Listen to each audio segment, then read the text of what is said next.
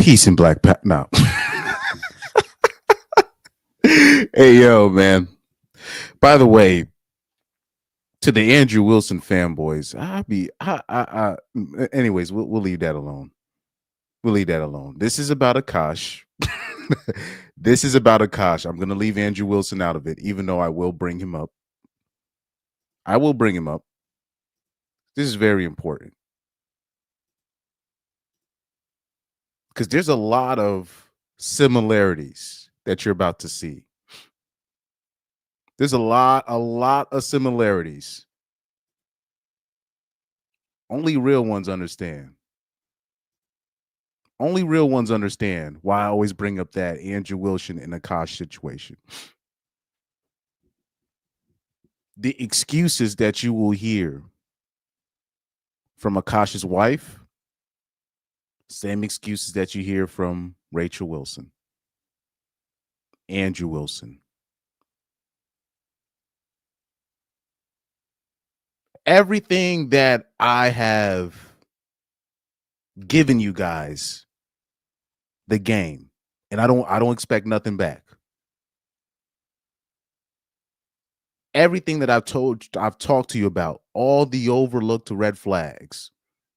Same thing with Rachel Wilson, Akaash Singh's wife. Everything. It hits everything. What's up? Shout out to Pyro and Water God Zero, the usual suspects in the chat. Thank you guys for tuning in yesterday. Yesterday I was on Undead Chronic's channel. I did not post that I was going to be on the channel. I'm sorry for not warning you guys that I was going to do a show with him. So shout out to Undead Chronic for letting me on. And this was the title of the show, if I can bring it up. Because I thought it was a powerful show. Chaz joined on on the show. See if I can bring up the episode. So yesterday,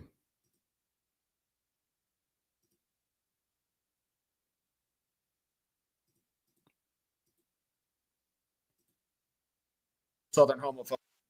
So the title of the show was called "Can Stepfathers Be Red Pill?" I thought this was a very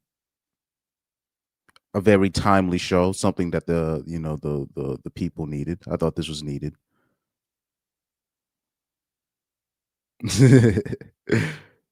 But we spoke on Andrew Wilson, and you know what what was the most interesting part of the show?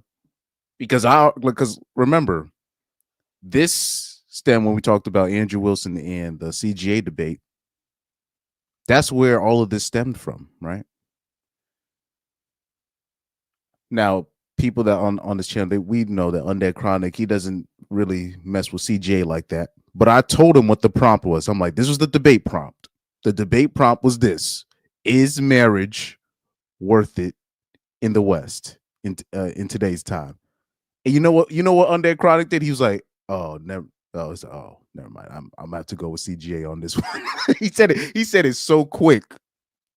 He said it so. I'm talking about. He said it so quick. He didn't even hear the arguments out. He was like, oh, then obviously CJ's got that one. He didn't even want to look at the debate anymore. Mind you, Undead don't fool with CGA at all. So I rest my case. And I told him it should have been either Undead Chronic or Jason Black that should have moderated the debate, because I think those would have been the only two people that would have looked at it objectively. So, and I told Undead Chronic that when I got attacked by the stepdaddy, the stepdaddy brigade, what we gonna call these people? SPD force, the stepdaddy police department. I don't know who I was. He was like, he said, I don't get these detractors on my channel when I go off on Andrew Wilson. He said, he didn't understand why I was getting all the detractors. when I was bringing up Andrew Wilson. I was like, hey, I don't know.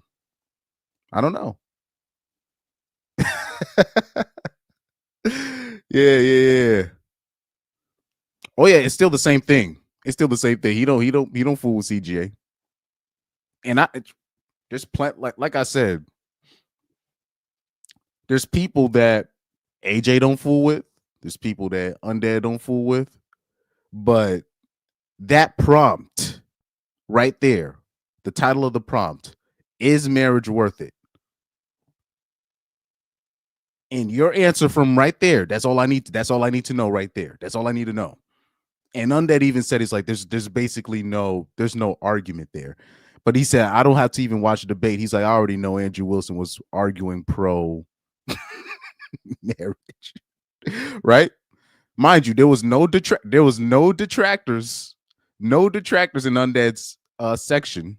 No stepdaddies trying to attack his chat. I didn't see any black fatigue, you know what I mean, in the chat. You know what I mean? So enough said.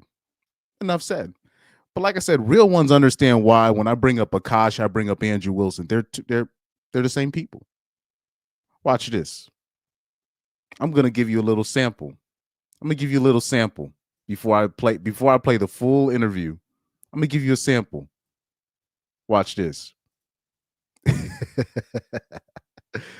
Oh man. Watch this. Let me give you a sample. There was a clip that I saved from Twitter from the interview. There's so many clips I saved. Right here. This is very interesting. So before we even watch the full interview, because it's only an hour long, the interview with Akaash and Andrew and his wife is only about an hour long. So that should be this should be very quick. But I want to show you this. I want to show you this real quick. So right here, the caption says, Akaash Singh and his wife, Jasleen, addressed claims of having a white frat boy roster before she met Akaash and explains that she was a virgin when they first met. Now, obviously, we know that's a lie. That's a lie. That's a lie from the pit of hell. Shout out to Midnight Sun. Shout out to a member of the war band. Greetings. He says, greetings. Hopefully everyone is doing well. Man, I'm doing well, man. I did a stream with Undead yesterday. You know, and this is a humiliation ritual. He says that interview was just a humiliation ritual. Even one of his homeboy wanted to get with her. Also, Akaash didn't even kiss his own wife. I think in the past interview she mentioned she wanted to have. Oh, you didn't. I don't think you finished the sentence there. But she wanted. Oh, but she said that she wanted to have an orgy with Akaash's friend and his wife. Which, you know, translation, she wants to mess with other dudes, and she probably already she already is, right? So watch this. I want to play this part of the interview real quick before I even play the full interview. Allegedly, and you can correct me if I'm wrong here. Is it true that you said that there was a rotation of guys? A roster. Yeah, what is a roster? What is that? Okay, What does this mean? You guys have to understand. Have you ever heard of the repressed Catholic schoolgirl? Yeah. But this is the part where, remember the video she said, I was popping my punani for them white boys. So this is gonna be her trying to explain that away. This is very interesting. Yes. I was, you know. Okay, Yeah. so I was His Catholic school was in his living room. Imagine how repressed he was. I was a repressed Indian girl that I didn't even watch Jersey Shore in high school because I felt it to be too inappropriate. So when I got to college, I'm like, oh my God, I can dress however I want. I can do whatever I want. You can have a roster of crap. But What does a roster mean? so it didn't actually translate to a roster. It just meant like two guys I was talking to and flirting with at the same time. That's it. That's all. Yeah. And when you say hooking up, I think people When think you I meant mean hooking up, I just meant making out. Again, like, there ain't no girl in this universe that uses the word hookup as a term of, oh, we just made out. Hooking up means hooking up. Even middle school bitches know this. They don't use the word hook up when they talking about kissing. If they was just kissing, they were just gonna say we were just kissing, even if they're lying. When you said hooking up, that's what she meant. But these are the lies. Now these are obvious lies, but let's. I want you to still pay attention to this. See, look how she has such a straight face. You like, if you don't know her, you might believe her. If you think she's a good person, you might believe her just off a glance. Watch this. I want to look at her face when she talks. When you say hooking up, I think people When think you I meant mean hooking fucking. up, I just meant making out. Again, like everything I say is so amplified and hyperbolic because it's so like incongruous to who I actually am as a person. Right. Like, look how straight her face is. It's not her, frantically looking around, hoping people believe her. It's just, look how comfortable she is lying. Right? So this behavior, this is not just, this is just her. Andrew Wilson fanboys, are you listening? Are you listening to the people that support Andrew Wilson? So when Rachel Wilson is saying I only got 3 bodies and she could just say that with a straight face, and you just take her word for it. Right. So you're saying you're a big old prude. Yeah, literally. One of our fans asked us, would you guys have an orgy? So I just said, I'm actively trying, like as a joke. Now, looking back, like it's been pointed out. That was a cut right there. I mean, I get that. I feel like for us, I think I learned so much of my humor from Akaash, not to like justify it, but just to explain like, if I say these absurd things, it's so funny because it's not who I actually am. Right. But I kind of forgot that like the internet doesn't know all these multi-dimensions of my personality. So they're just seeing this one thing. Oh, we're just crazy. These are just jokes. You guys are just overreacting. What are you seeing? Because we're not seeing the same thing. We're not talking about the same thing. We're just crazy. Gaslighting the public. Like I said, this is a very common tactic. This is why I'm not shocked. Right. So the orgy joke started with like Akaash being like, Nav's really hot. Like Akaash would show Nav's picture to his trainer or whatever because he's like really. But also look at Akaash, and you're gonna see this throughout the interview. The defeated look on his face. Hence why I put his face next to Will Smith in the thumbnail, even though that's not the same face from the interview. But the reason why I put Will Smith in the thumbnail is just that dead look in his eyes. And you're looking at a defeated man. You're looking at a man that this is when we talk about a completely cucked man. Men that are cucks, they're dead on the inside. Right? It's that look. It's the complete defeat of a man. And mind you, look at the security. Look at the security guards in the background. They know she can. They just looking at her with a smile the whole time, with a smirk. One thing, certain people will talk. What I do, especially in life, what I do when certain people talk, I be looking at people around. I'll be looking at the janitors. I'll be looking at the cleaning people. I'll be looking at the police, the security guards. They be knowing what's up.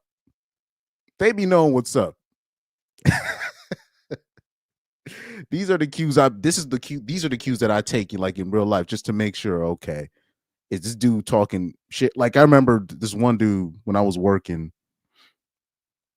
He was trying to promote something to me, like some concert tickets he had. But then I looked directly at his daughter, and his daughter just looked down on the floor like she was ashamed. And I was like, oh, he's capping.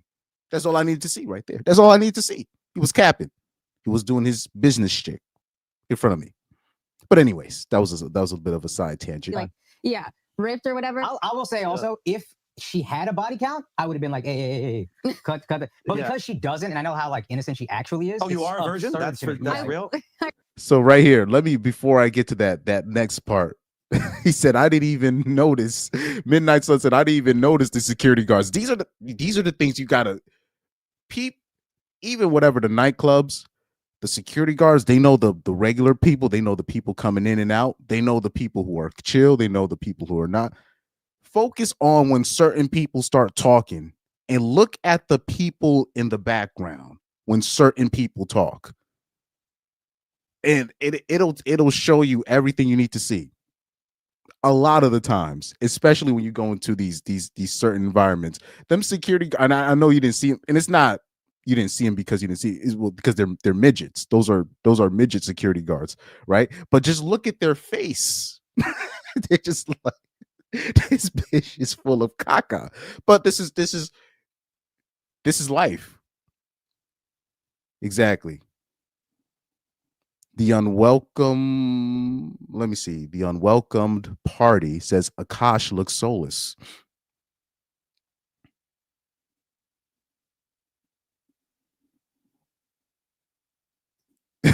Same. He said, I have no idea what you, yeah, because Pyro said something about, he said, yes, brother, but we're not skipping past all the scamming. I don't know, maybe he meant the security. I'm not sure.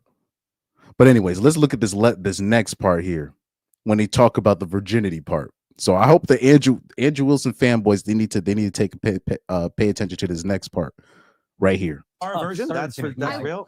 I wasn't a virgin until I met him. Yeah. Really? Yeah. Oh, okay. Mm-hmm. Yeah. So she's still sticking to that story. Now, Andrew should look at their reactions. They know she's capping.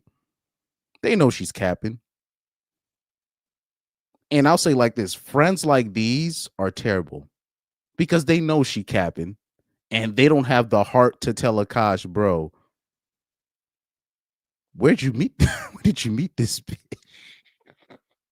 This bitch from the streets. So these are not his real friends, but Akaash is not savvy enough to even really pick this up. Or if he is savvy enough, he already knows he lost. But none of those people on this couch are buying it, right? So even remember the first video I showed you of Akaash when I did the Akaash stream, where Akaash said that his wife was a virgin and he was with those white guys on the podcast. None of them believed him. They didn't believe it. But he can't pick it up. And he still brags on it. Watch this. Watch the reaction again. Watch this. I didn't tell him about him. Yeah. Really? Yeah. Oh, okay. So right here. Real? I wasn't a virgin. Cut that. But because she doesn't, and I know how like innocent she actually is. Oh, you are a virgin? That's real? I wasn't a virgin until I met him. Yeah. Really? Yeah. Oh, okay. Mm-hmm. Yeah. See, I don't know. I'd have been around white people for too long. When they be doing stuff like that, they do not believe you. But they'll play it off. They'll play it off, but they'll give you like white people will give you subtle hints. Now, like compared to like say like the average, like especially if you talk about a hood chick, a black woman, she has like a black women have zero poker face. So if somebody's playing you or somebody's lying in front of you, they're not going to be able to hide it. So say if somebody's scamming you, your black woman friend or your black male friend that's hood adjacent, or poverty adjacent, they could be like, nah, this sucker's playing you, right? Or how about I'll say it like this, yeah, Jewish dudes, particularly Jewish dudes like Schulz and company, it'll be subtle. They're not gonna outright say that your girl or your partner is scamming you, but they'll give you subtle clues. You got to be able to pick it up. But that was I gotta rewind that again. Andrew was like, "Oh, really? Yeah, okay." I didn't tell him about him. Yeah. Really? Yeah. Oh, okay. Mm-hmm. Yeah. That's good to know. Yeah. And if she wasn't, that body count thing, I'd be like, what are we doing here? Right. Because I would have been insecure about it. But I can be, not that I'm so secure, but with that joke, I'm like so secure. Oh, I because absolutely would feel insecure. And I think Yeah. stupidly, I was like, oh, it's an orgy, so it's all of us. It's not like Yeah, talking. that is stupid. Yeah. I think you're being inclusive. You're being inclusive. Man, I'm looking at the security guard. They just putting their head down. They're just shaking their head. body language don't lie. And like I said, these people are not his friends. And I especially do not like this whole ass nigga right. This nigga right here. The person I put in the cursor on, I've heard him talk. I've seen him do things. He be doing fruity. He be doing fluffy stuff. This ninja, I do not like this ninja at all.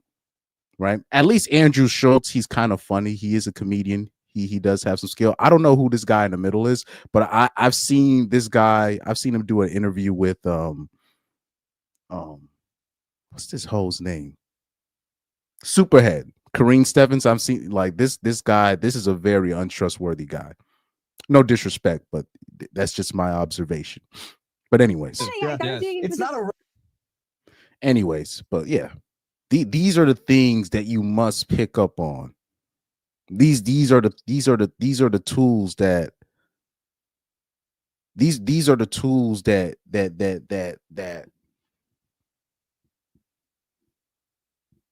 we must give young men or just people in general just to pick up on these subtleties.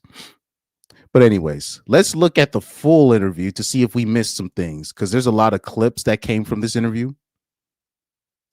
There's a lot of clips. So let's just look, because they already have these things kind of like captioned out. But yeah, nobody's yo, they even in the interview they bring up the butthole story, and she has an explanation about that as well. It's hilarious. But anyways, let's look at this. Been dragged through the mud, and he couldn't even take out that tiny little of his and stuff it inside for his own pleasure.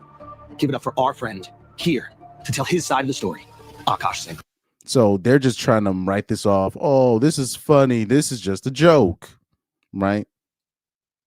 These hoe ass niggas right here, man. So they're just trying to. Okay, so now they're trying to play semantics. Here we go. I cannot believe they invited this bitch on the pod to lie. To just to lie. Wow. Let's just get right into it. Yeah. Which frat party should my daughter avoid? I have a 2-year-old daughter. Which frat party should she not go to? Shy should avoid Teak because they definitely They make you pop that thing crazy. because they spike the drink. No way. Yeah, so they got kicked off of our campus. No for way. doing that. Yeah. Oh my lord. Yeah. Popping pussy. I hate this nigga. Anyways. Yeah. Let's just get some definition. Okay. We're gonna any terms that you might need to know the actual meaning of. Alex is here to To break be it fair, down. I thought it was just like dancing, getting dressed up, and No, maybe no, that no. was my mistake. Yeah. So I acknowledge that. Wow. She's trying to act like she didn't know what popping her punani meant.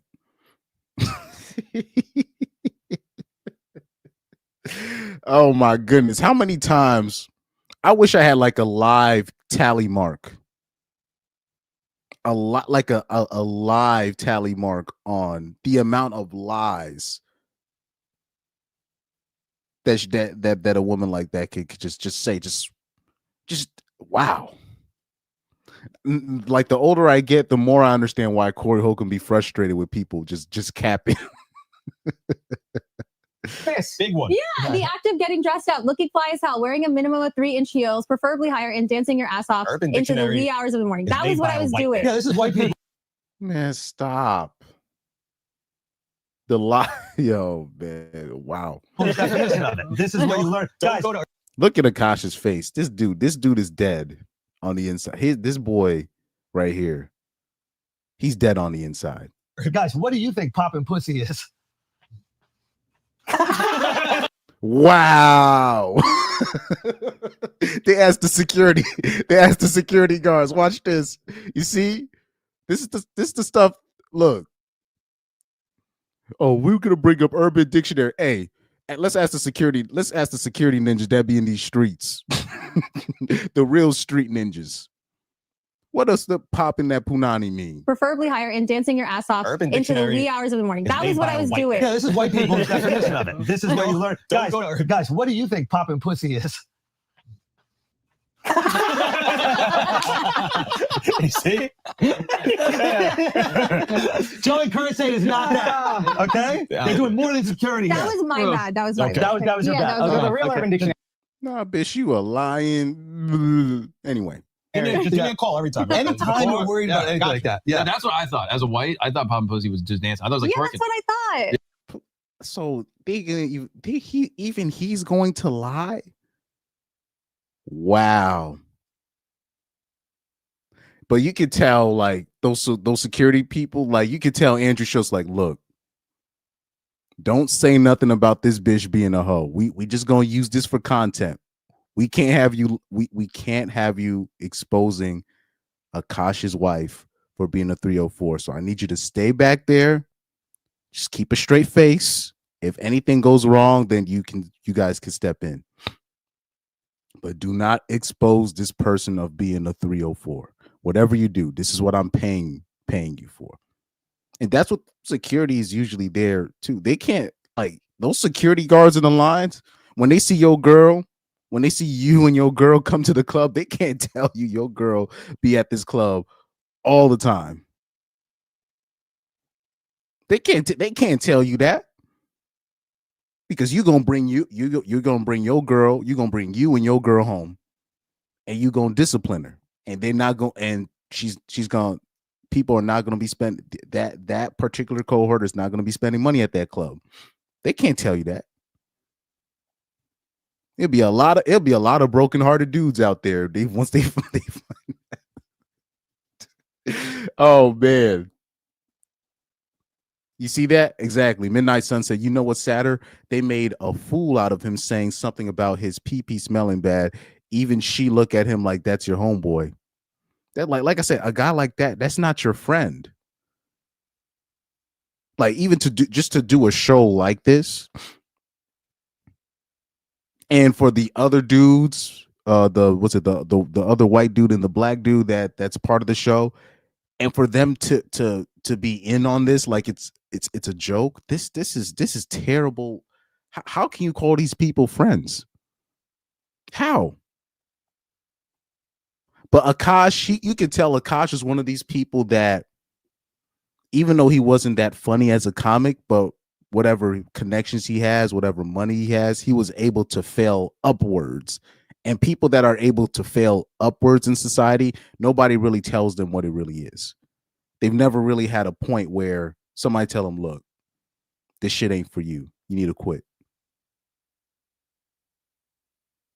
Most people are, you can tell with Akaash, most people have been fake with him for most of his life. And I'll say this, that's still on Akaash Singh. That's still on him. He needs to be able to pick that up. But he's too arrogant. Salute, shout out to the Unwelcome Party. He says, salute, Chris. I'm from the War Band. Great analysis. That whole panel is so fraudulent. Like, yeah, I'm really looking at that panel. These dudes right here. Andrew Schulz, he's Andrew Schulz. I wouldn't trust him as far as I could throw him. But those other two dudes, wow. This is not like, this is like, I'm like, these are your friends? These are your coworkers? What? Like, there's a certain coworker I don't even like right now that I used to work with, and I left the job so I could avoid smacking him, right? But guys like that, because people don't tell them what's real, they fail upwards until they get absolutely humiliated. You know, but Akaash, he's always been an arrogant, SOB. Nobody can really tell him much. So, it is what it is. Yeah. Okay. Well, I knew that's what you meant. Yes, that's what I right. meant. But like, once the internet makes, Please. Okay, I might not be able to make it through the stream in terms of this full video because they're just all lying. This is crazy right now. you a whore, Yeah. they're looking at Joe, we're done. This is my friend's wife. Wow, the security guards, they can't even hold it in. It's just because it's just too much cap. These niggas is almost crying, laughing. Look at his face. Look at his face. Watch this. That's what you meant. Yes, that's what I right. meant. But like once the internet makes you a whore, Yeah. they're looking at Joe. These things. Joe, we're talking. Joe, This dude, like he's almost in tears. He's almost in tears. He can't stop laughing. This is wow. Akaash, these are not your friends, B. These are My friend's wife. That's my wife, yo. That's my wife for the time being. It's what's going on? We have a calcium market, by the way. We have a calcium market. There's a calcium market that's been made. Will Akaash and Jasleen divorce before 2027? I I just want to point that out. Okay. 2027? Yeah, you guys No, gotta we go have there. like a long way. Yeah, we gotta Yeah. we're trying to rebrand you right now, Jasleen. Okay. damn. They said we trying to rebrand you right now, so they already know they already in on it. Where it's like they know this bitch is a 304. Wow. I gotta wait that long. Can we get some other definitions out of the way? Yeah, let's get some Okay. other Yeah. definitions. Yeah. Allegedly, and you can correct me if I'm wrong here. Yeah. Is it true that you said that there was a rotation of guys? A roster. Roster. Yeah, what is a roster? What is that? mean to Okay, you? What does so this mean? you guys Yeah. have to understand. Have you ever heard of the repressed Catholic schoolgirl? Never. Yes. I was So this is what we already watched. Up. I think people when think I mean hooking up, I just meant making out. Again, like 20 years a ago. white dude. A white guy. A fucking white guy. Never. Got that shit. Sorry, I had to fast forward that. So that was the part where we already watched in the beginning, where she tries to gaslight the audience into thinking when she says hooking up, she just means kissing. Wow. But anywho, Got that shit. Don't high five there. That's bad. Okay. So Okay, we're getting started. no real roster. yes. Because what a roster is, what is a roster, Al? Yeah, what's a roster? What was a roster like? What was Urban a, Dictionary, Indian Dictionary, right? Yeah. Turban I had a dictionary. okay, Al, what's security's dying in the background, mind you. a roster, Al? So a roster is a rotation of partners Yeah. that they would pop their pussy for me. No. Okay. That what a roster would do. I didn't mean like. Women on my roster would be popping their pussy. Okay. Oh, I Now, don't even like you saying Yeah, that why are you word saying it hard like to her that? like that. Yeah, And that you feels know, uncomfortable. with all due respect. With all due respect, I mean, thank you. No, Let me just actually, clarify this that. is a good lesson. This is a good lesson. Yeah. Okay, that's not Remember the what black I meant. substitute teacher in Key and Peele? That's that right now. He's really explaining things. Yeah. Any other questions about the world that you have? Good stuff, Akaash. Oh no, that's just there's the blacks definition right there. Good joke. Yeah, this is pathetic. Yeah, facts. This is wild, and it's not just the display. It's just the lying. Just to be I'm like, these people could just keep lying like this on camera. They're doing this to help Akaash and just what's this bitch name? Jasleen, whatever. I mean, wow. They're just, trying to make them look good, but I don't like it's like they're joking on them, but Jasleen and Akaash don't realize they're the joke. So this is the sick part about this. This is what's gonna happen. Once Akaash eventually falls apart because of this bitch, this is what Andrew Schulz is gonna do and the crew. They're gonna be like, hey, did you see that stream that we did? I mean, we were trying to kind of tell them they're doing this to hedge their bets. They're doing this to hedge their bets. So if they end up working out, oh, you see, we did the intervention. But if it doesn't work out, hey, look at the intervention. We were trying to subtly tell him, like, we were trying to show him this is what your girl is. Like, people like this, awful people, pathetic and disgusting. Facts. Shout out to Midnight Sun with that. This is disgusting stuff. Also, shout out to Ticket TV. This is something that's something Ticket TV would say. Shout out to Ticket TV. No. Also, why buffalo chicken wraps every day? Me? Yeah. How do you know that? You posted it on the internet. Wait, I don't know this one. Is that what you call the black guys? No, Sorry, guys. Okay. She calls it a Popeye chicken sandwich. Okay, wait. Tell us, what is the buffalo chicken wraps? No, it's just literally I would just order buffalo chicken wraps every day for dinner. Also, like in terms of the gold digging, Yeah. like Serious. Sorry, I will be doing a lot of fast forwarding. do you consider yourself a good gold digger? Yeah.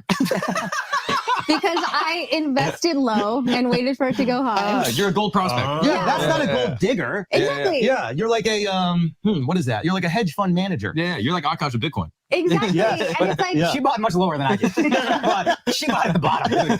She could not have bought That is lower. something that but is. to be fair, it's like I was working too in the I wasn't. beginning, One and of us you was weren't. working. Yeah. What were you yeah. doing? I was. Okay, let's hear her out. When we met, I worked at Goldman Sachs. I got a job at Deloitte after You're I a graduated consultant. college. Yeah. I was a I was consultant. sleeping in till I 12 worked at No, both of them was living off their parents' money. Let's keep it a buck. Anybody that understands the East Indian community, the East Asian community, or when you're talking about East Indians in general, stop. They would your parents made sure y'all was not out here fucked up. Let's keep it a buck. So that's their little they part-time at her being the front desk receptionist at Goldman Sachs. That was not keeping y'all afloat. Both of y'all was living off of your parents' money, which is nothing wrong with that, but you gotta say that. Let's not act like that's not what it was. 12 p.m. data analytics. Right? Yeah. You're a gold digger. Yeah, You're a gold digger right here. You got this girl sleeping on the ground. Yeah, I know. This whole thing backfired. I was paying rent. I used to really believe that you guys were poor with his sob stories, so we could get Patreon going. I didn't know you're working at a fucking hedge fund this whole time. You was spending your money. Well, I wasn't making that much. I was making like 70 grand a year in New York City on two people. Cap. She was probably making 30 grand a year, maybe 20 to 30 grand. And then her parents helped out with the other half. If she was making a decent living, her parents was covering the difference. Dude, trust me, like Indian parents, they do this all the time. There's an Indian girl I know like right now. She's like such a fuck up, but like she came from like a rich family. She lives in Connecticut. I'm not gonna say what town. But she's like such a F up, but her parents are so rich. They basically pay for everything. They pay for her apartment fees. They give her money. They give her money for food. She has no job, but she has an apartment. Her parents literally pay for everything, and she's a crackhead. So Indian parents will make sure that it don't matter how effed up you are. They're not gonna just let you, particularly if you're a woman, they're not gonna let you starve. Let me see if I missed anything in the chat. Okay, we're good. That's good though. Yeah, it wasn't bad. Okay, so then when did you guys get really broke, and why did you stay with him? 2018. Okay, do you want the real answer or the funny answer? I want to know the real answer, and like I want to know that because I heard this beautiful story that Akaash told about you guys sleeping on the floor, and then like him wanting to give you his North Face or something, and then you gave it back because you're like, it's not Mew Mew. I'm not sleeping in North Face. You saved your money and gave me Mew Mew. And then I'll sleep on the floor with Mew Mew. It's 2009. No, but you guys were sleeping on the floor because you were evicted from your apartment. You were moving to New Jersey, right? Yeah. By the way, there are people that you will meet in life that will act like these people, and they just cannot fathom why you don't want to hang out with them because y'all are fake. There are people that act like this, and I'm like, I can't hang with y'all. Y'all are some fake motherfuckers. I can't hang with you because I know you bullshitting me. Now we can work together. We can, do certain projects together, just, for the sake of, creating, fulfilling the team goals, whatever. You got to put the team first. But I can't hang with people like that.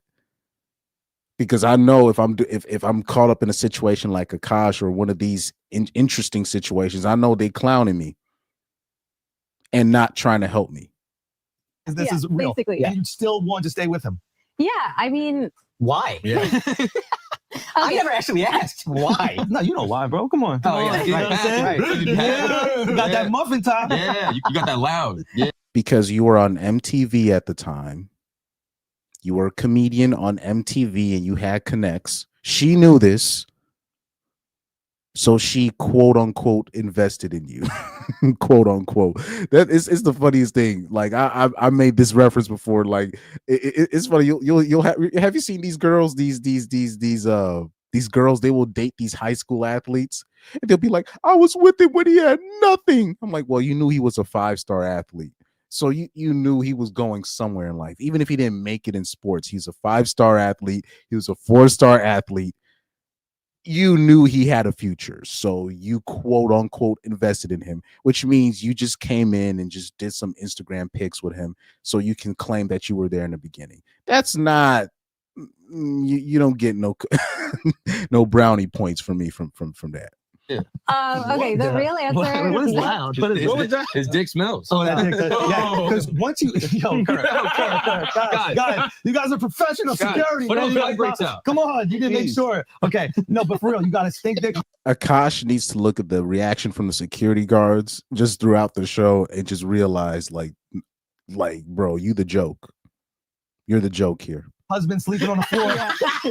like, what's wrong with you, man? Like, you're supposed to be a gold digging whore on the internet. That's what I'm saying. There was like so many red flags early on. But why'd you say? Okay, I stayed because I felt like as soon as I met you, it was love at first sight. I loved you. Like, I don't know. I just felt like, and maybe like you feel like that when you guys met your wives or your fiance. It's like, you just like know when you have that special connection. It's like, okay, like God picked this person out for me. And like everything he did from top to bottom, like his character, his integrity, his personality, like I just like loved. Notice she didn't mention anything about physical attraction. Interesting. Everything about it. So I was like, okay, like I don't want to just leave because we're going through a hard time, because I really believe he's such a good guy. He's such a nice guy. I'd feel bad if I left him like this because he's not that bad of a guy. I mean, if your girl's saying that about you,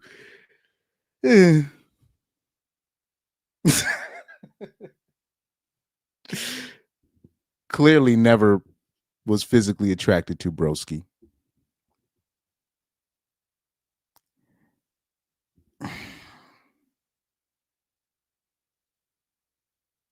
Look, you know what? I've ran out of fucks to give when it comes to people like, Akaash, the Andrew Wilsons, to a lesser extent, Steve Crowder and these people. If your girl not hot and bothered for you, if she's not popping her punani for you, breaking her own rules for you, that bitch not for you, bro. That means you're not even supposed to consider the bitch. The secret's out. The secret's out. This is why most dudes are just like, nah, I'm good when it comes to dating and all this stuff, because they know that when a girl, she really likes you, she really fucks with you because of you, she's not gonna make it difficult for you. When it comes to describing who you are, it's nothing but praise and admiration and love and joy and physical attraction, everything. So men know this now. Men know this. But there's still people like Akaash that still haven't gotten the memo. Man, I had to work hard for my bitch. I had to win her love. Okay.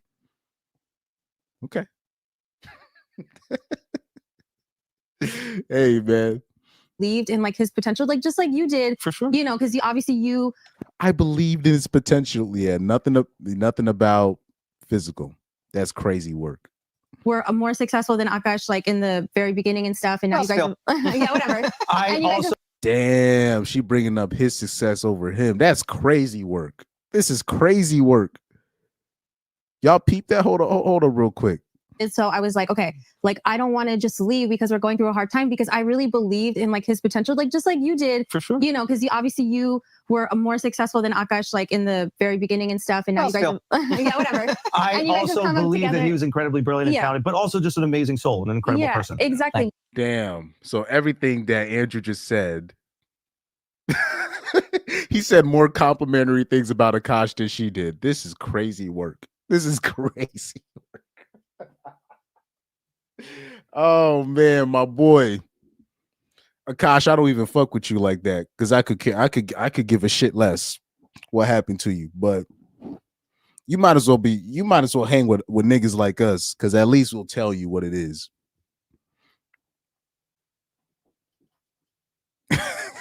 Yo, this is crazy work. But I also knew that about him, that he had like ambition and this work ethic. So I was like, okay, like, yeah. So we're going to go through this bumpy time, but I was like, praying harder than I ever prayed, just that we would get out of it and like something would resolve. And I was just hoping that. And it worked. Those prayers worked. Yeah. And you haven't prayed for his balls to change. No. I never prayed for that. It shows me that you might like it. Oh. It's like Vegemite for Australia. Yeah. Yeah, if a broad is talking like this, she don't fuck with you for real. It don't, because it shouldn't even matter if, you know, when quote unquote tough times, it shouldn't matter as long as he's there or she's there. It's not even a matter of, oh, we just gonna go through it. It's just we're still, as long as we're together, we're good. As long as we're together, we're good. It's not even a matter of tough times or good times, or as long as we're together, we're good.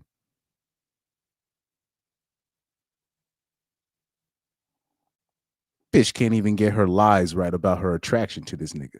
That's crazy work. Cucked in real time. Facts. Yeah, so Midnight Sun says Akaash should have turned to her and told her to pack her stuff or tell her that he's leaving her, divorce her, tell his friends to F off, walk off the stage, saving himself from humiliation. Like, but he don't, because he's such an arrogant SOB. He would, like, even with his comedy, he used to go in like because he doesn't have any material as a comic, so he'll do crowd work, right? And when he does his crowd works, he'll pick out certain couples in the audience and he'll just talk about how bad their relationship is and how their relationship is not going to work, joke on other people in their relationships. Meanwhile, this dude here, this is why you see such a defeat, because he really thought he was that ninja for real. He really you know what I mean? So because everything that he thought about himself, he just realized it's a lie. His whole worldview is crumbling right before his eyes. He's in a state of shock, a state of defeat. Midnight Sun also says, in saving any self-respect he had left, even though he lost a lot of people's respect after claiming his wife was a virgin and claim it was all traditional marriage. But like I said, that's not just him with that. Hold on for a second. Let me bring up Corey Holcomb. Let me bring up Corey Holcomb for y'all ninjas real quick.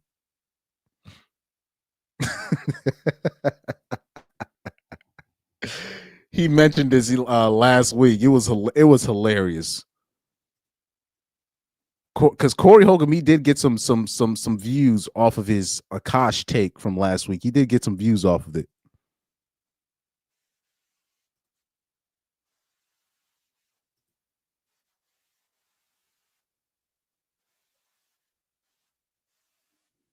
I gotta bring this up. This was hilarious. Let me see if I can bring up the clip. We are against the wall, ladies and gentlemen. And unless we have the courage to talk about these things, we will be caught off guard. You said that you were whatever interested in or what they do for you.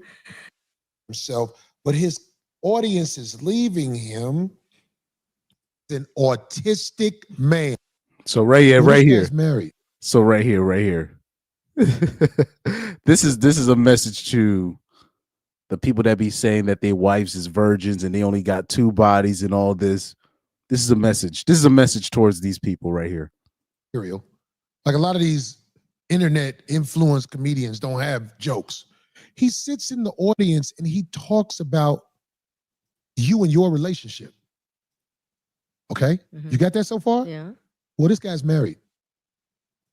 And that's, like I said, if you look at Akaash Singh's work, it's mostly, or most of his clips is him doing crowd work, which is what a lot of comedians do. But I'm not paying my money to see that. I'm not. I need to hear actual jokes. He used to brag on how his wife was a virgin. First of all, any man who tells you that his wife is a virgin, that is an autistic man. Here we go.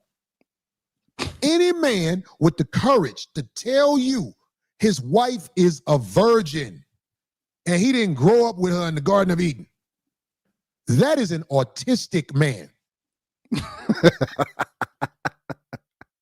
Shout out to the legendary, the GOAT, Reverend Dr.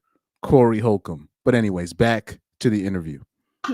Yeah, it's acquired taste. Women are bigger on pheromones. That's Yeah, true. You like there is a way that just kept you Yeah, in it's it. You like just couldn't primal. leave that. Maybe, yeah, it's possible. Carnal smell. What? Why you guys say carnival smell? What's that about? So they spend this segment talking about how Akaash's balls stink. Lord have mercy. Oh, ducking the kisses. Oh, Lord. And we only 10 or 11 minutes in? Jesus. Okay, the other thing that we saw these videos of was the ducking the kisses. That was those. Yeah. Listen, These ones piss me off. That I'm guilty of. I'm These guilty ones of piss that. me off, and I didn't like it one bit. And I need you to explain yourself immediately. Yeah. Okay. yeah, we need so to know. Honestly, I Also, did can I it. just say that Yeah. I would watch those videos and I would die laughing. As a friend who loves him, I would die laughing because No. they did it. They edited it so perfectly where like he's going in and then it just right at the last minute. But he's already got his lips pursed, so he got to commit to the kiss. Yeah. Yeah, we gotta check out the Shifty edit right there. That might have been Yeah, Shifty. yeah, yeah, Shifty no. might have been editing those. Shifty made it. Shifty? Chef. Anyway, Those piss okay. me off. So tell us about the duck. Do you always duck his kisses when there are not people So around? let's hear this explanation right here. This will be interesting because I heard part of this explanation. Hold on for a sec. Let me exit out of this. Okay, we're good. Not when there aren't people around, just when there are people around. And I never even That's knew. worse. I never. Bruh, she said when there's people around, that's when I actually duck the kisses. That's crazy work. I didn't Explain know. yourself. I didn't know that I Tell us did that. why. I didn't know that I did that. So I really sat and Yeah. thought about it. So I think it's a few things. I think it's like, He's really sad and thought yeah, about it. because I was like, okay, maybe it's like the repressed Indian girl thing where it's like I get a little bashful. I do get a little shy despite what the internet thinks. Most Indians do. I'm the exception. Yeah, don't I give think a I fuck. also get overstimulated because Akaash does it a lot, like every 30 seconds. Like a little bit. You ever heard from them, those broads, the wives, right? I just get overstimulated, the touch thing. You ever see those TikTok bitches where these wives or these ex-wives complain basically about their husbands wanting to sleep with them? These are the things that I when you see stuff like this and you're like, oh, this is why there's sexless marriages. Oh, this is why dudes cheat. Oh, this is you're marrying bitches that are not attracted to you. So they come up with these things to call I'm overstimulated and I get overtouched and all this nonsense, right? That is a trademark explanation of a 304 of a hoe. If she's talking about I get overstimulated, no, you're not attracted to your husband because if she allows herself to go to the streets, she's going to allow herself to get touched by basically the streets. But when you get touched by your husband, now all of a sudden you're overstimulated and he does it too much and all he wants to do is have sex with me and whoa. So what is this? So I kept hearing these things. Oh, overstimulated and overtouched and I'm overwhelmed by this and that. Any excuse that they use to not be affectionate towards their husband is wild. The excuses that they come up with is wild work. I get it now. That's why I grabbed your chin so you couldn't. I didn't move my face though. You're like, who's Mike? Oh, sorry. Okay. Yeah, suck that off you.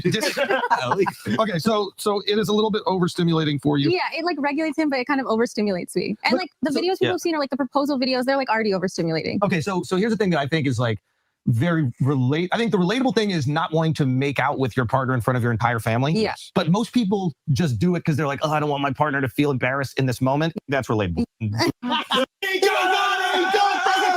Okay, it's part of the. They're gonna see it. Now, especially the internet has shamed her into not ducking. So Oh, now Piss Akaash right now. I don't even know if I want to see On it. the I- lips. Okay, Prove go. everybody No, wrong. go. But it's gonna mess like bring that ass over here. Bring that ass over here.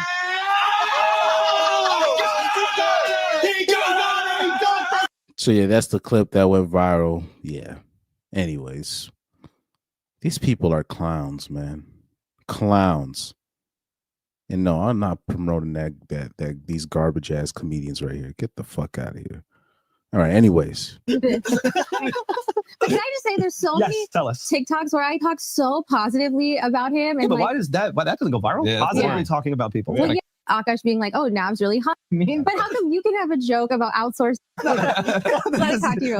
We trying. But how come you can have a joke about outsourcing hand jobs and blowjobs? But aren't you cool with the hand jobs? Yeah, you're cool with him just getting a hand job massage. Totally. Are you Yeah, I know. Yes, I've said that it's less work for me. I don't. Can you talk to our wives? that's terrible. Did you hear what she said? Of course, I would allow Akaash to get a hand job at one of these Asian spots. It's less work for me. This is, oh my goodness, man. This is terrible. I don't believe this. You can't tell me why I don't believe this. You know the horrible decisions? Yeah. You guys are like, dude, I think your girl. 20%. Called for. So will you go ahead and dismiss this and explain? Go on the road. I come back. It's clean. I don't know if you hire somebody. Literally. Oh, you think everything's wrestling? You think that's everything's a joke? You think we're just going? It's like when Akaash's birthday comes around. Yeah. I have to pretend that it's like so special, but I it's don't like even ask for this. the one day. Yeah, you do. The one day of the year that I have to like be totally selfless. Oh yeah, that which is really hard for me. Jasleen, you're doing a horrible job right now. Jasleen, just when we think. Man, wow, this is. They're doing the episode to at least help her clean up the image, and she's doing such a bad job. Oh my goodness, man, this is. But isn't this why I was also say, the reason why women don't like nice guys, right, or responsible people, because they have to reciprocate. She doesn't. The reason why a lot of the main reasons why she gets wet for that drug dealer is because he's a drug dealer. I don't have to reciprocate. I can just enjoy my fun. And at the end of the day, if he asks for something, he's a drug dealer. I don't have to reciprocate. He's a criminal. I don't have to reciprocate, even though I'm sleeping with him, right? That's the mindset of the average young broad. Pure selfishness. People talk about femininity. It's just selfishness. It's just selfishness. It's either you're selfish or you're not.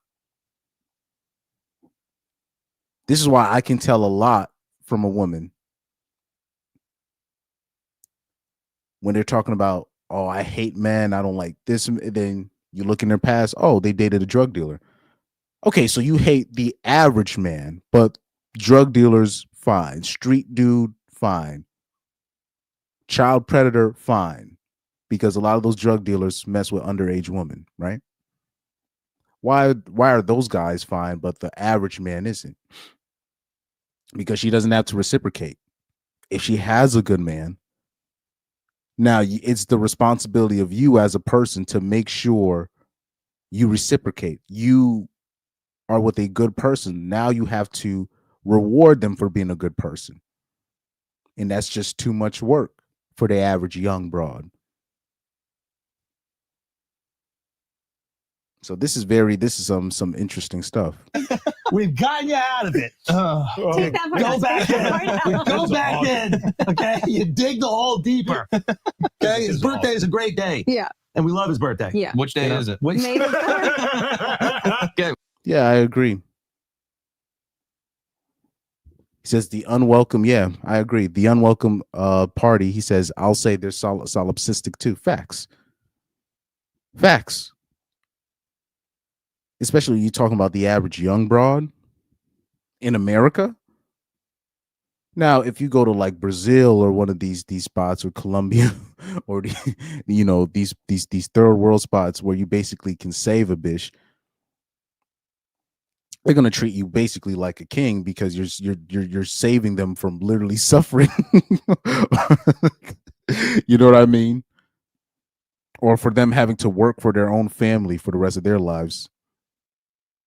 So them reciprocating is nothing to them. This is why people like you'll have these dudes. It's almost like you're being treated like a king in your mind because you're so like most American men are so used to women not reciprocating or not caring how they feel. Overseas, women understand that the men are actually working for the family. They're working for us, the unit, right? Everything is a sacrifice. They understand that because they live in a certain way. They live in a certain environment. So most men don't even understand the feeling of, they don't even expect on their birthdays or Christmas like a present, you know, because they're just used to it. They're used to it, so they don't even expect it. So you'll see like a dude, he'll be with a girl for the first time, and a girl gives him actually like they'll give him a PS5, and then they'll remember that broad for the rest of their life, right? That's how low the bar is, right? When it comes to reciprocation. But yeah, I agree. They're very, very solipsistic. I hope I'm saying that right. But anywho. All right, you passed. You passed. Now, a question for Akaash. Yes. These files leak. Yeah. The internet's set ablaze. You quickly flee to India. International borders. Yeah. You go to a different nation. Yeah. Walk through. That would be disrespectful. inappropriate. That would be Yeah, inappropriate. Speakers are in your area that are. So you're presenting this version of yourself online that's not true. But you're actually a trad wife. I was committing to this bit because I thought that was No. funny thing to do. Oh, here we go. These are all jokes. I'm committing to the bit. Really? Let's do a rewind on that. So you're presenting this version of yourself online that's not true. But you're actually a trad wife. I was committing to this bit because I thought that was No. funny thing to do. But I'm not a comedian, obviously. You're not fooling us. Yeah. All right. Actually funny. All right, let's rank Asian people. Okay. This is not Don't do it. Don't do that. Don't do it. Yeah, don't. Yeah, let's do it. not do Okay. that. Yeah. Because we can't. Some of these questions she might answer, and then she might get in trouble in a different way. Oh. Can I ask you a question? Black people. Okay. Nope, not that No? question. Okay. I don't know Okay. if you remember this. So this is, but people always say like that Monties and stuff will say she's just like my mom, and I'm realizing, what you remember my mom? You ask her anything, and she'll be like, no, I don't want to answer that, and then she'll answer. Yeah. I'm realizing she does the exact same thing. Maybe that's why they get along so well. But if you ask these questions, she will answer. Just I say that's will. inappropriate. Your mom hit me Japanese. up when your mom hit me up when you guys were going through it. But anyways, let's fast forward. Somebody said, "Is this a P?" Okay, is this a PR stunt? Oh yeah. Kiss We'll do that. reveal. That's Kiss reveal in good. Radio We City. sell out Radio City. We will make out. Hardcore. Yeah, that was probably the best. What do you guys say? Some people say this is a whole PR stunt for you to sell tickets and for you to. Who is that? Gain I would popularity. rather it I be would a love PR if that was stunt. true. Yeah. I would love it. Is that a narrative? Yeah, I saw that. Oh, that now I you're wish. now I saw you're a couple videos Yeah. of saying it's like a very strategitic PR stunt. Yeah. I don't know how. I wish I cared that little about my wife's reputation. Yeah. I wish. Same. Lean in. Say you're gonna kiss at Radio City. Oh yeah. We Kiss will do that. reveal. Okay, was there, before we wrap this up, was there any Okay, so now let's get to this story right here. So let's get to this part of the interview. The part where she talked about her having a sore butthole. If you guys remember that clip. Let me see if I can bring up that clip real quick on her TikTok when she was talking about she had a sore booty hole from a Tinder date. And basically she was trying to she's trying to insinuate that it wasn't consensual, which that's cap. That is cap. But apparently they let me see if I can bring that one specific TikTok up when she talks about the butthole story. Because I thought that was funny. Because I'm like, ma'am, nobody's gonna believe that. See this real quick. Let me see if I can bring up that butthole story real quick. At least up, and I like woke up in the morning and Yeah. and I made the dumb mistake 10 inches. Okay, right here. This is the butthole story. Right here. This is the butthole story. I have two butthole stories. So one time I met this guy on Tinder and I made the dumb mistake of letting him sleep over, like not really wanting to fucking hook up. And I like woke up in the morning and like my asshole was a little sore. Oh my god. And I remember that he what like kind of porn do you Yeah. Excuse me, sorry guys. But Yeah, nobody's buying that. No, you let him smash, but you told him no, not in the V spot, but in the exit hole. That's what you told him, and you regretted it. You don't invite Tinder dates to your room to play chess and just have a sleepover, quote unquote. You invited him over to smash, and you let him get it up the Duke shoot. You allow that's what you wanted, and you just couldn't put it that way. But I'm pretty sure that's what happened. Anything that you saw? Was there anything that, like, obviously all the things I imagine made you feel bad? Was there anything that specifically bothered you, or I mean, I think people talking about the sore butthole story, because that was more kind of like an assault story, but I didn't want to label it as such because I didn't think it was super traumatizing, and I had already shared one. Right. And I feel like the internet has a quota for girls of like how many assault stories they could share, regardless of if it's true or not. Like, she just told on herself, regardless if it's true or not. Why you didn't have to mention that part, because you're capping. That was not an assault story. This is what we're doing now. Really?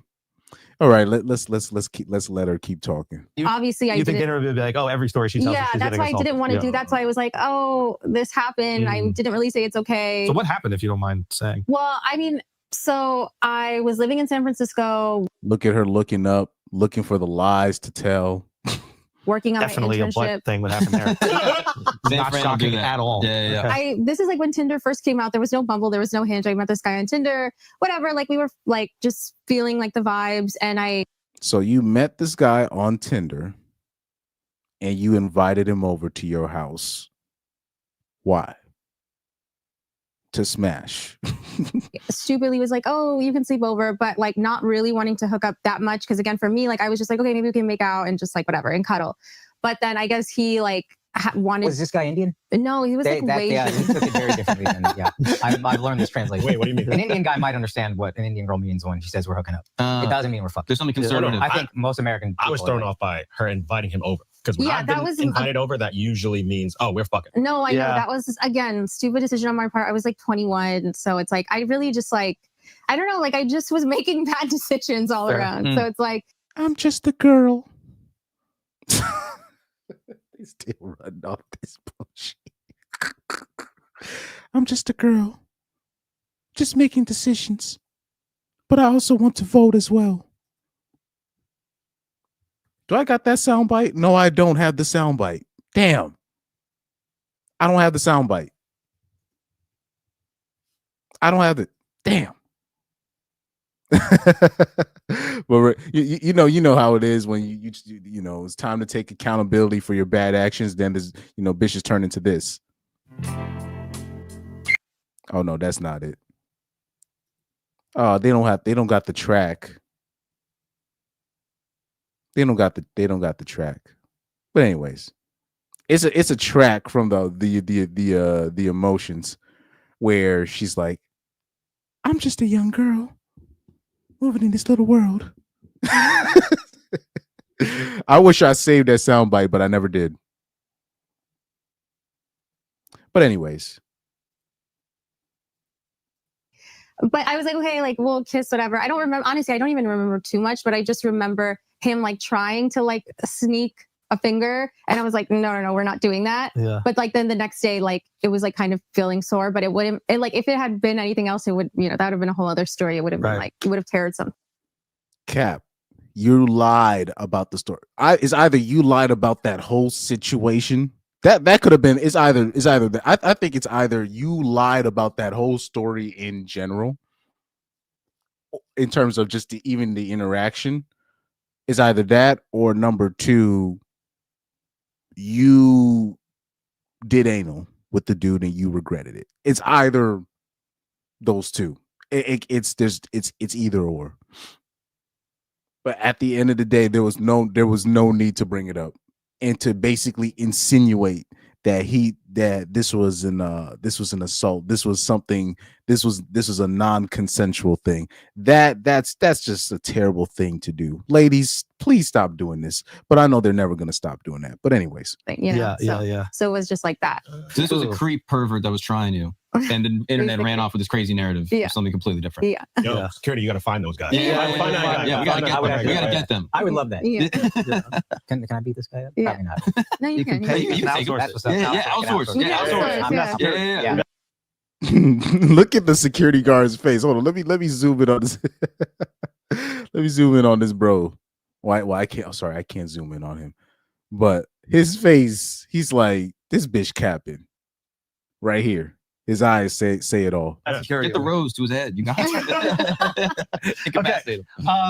Anything else? What other things popped up?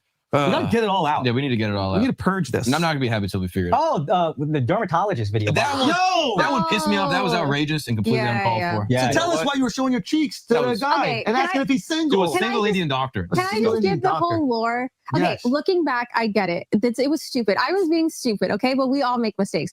But just being Good point. Technically, we do. You know, I was very. Let's fast forward. It's just too much lies. But like in her mind, she's like, okay, they're buying it. Here's the thing, particularly with brown girls, black girls. I hope this might be a PSA to them. That might work with white women, but that doesn't work with y'all. When you guys could just look into the camera and just lie, nobody's going to believe you. If you like I was saying, if you are a brown girl, or a darker skinned girl, and you just looking into the camera and just saying things with a straight face and just lying, that doesn't work. That only works with white girls and to a lesser extent, East Asian girls, not necessarily Indian girls, but some Chinese girls, some Korean girls, Vietnamese not really Vietnamese, but Japanese girls, right? That kind of works. But when it comes to brown girls and black girls, that lying stuff, you looking in the camera with a straight face and lying, nobody's gonna believe you. Maybe your simp boyfriend or husband will believe you, but not the regular public. They're not going to believe you. Now it's different with white women. White women can literally tell the average white dude that the sky is falling, and the dude is gonna the dude is gonna believe. The dude's gonna believe her. Let's see something here. Pyro says the older comedian is a simp too. Chris, he doesn't believe in prenups. Oh yeah, Andrew Schulz did say that.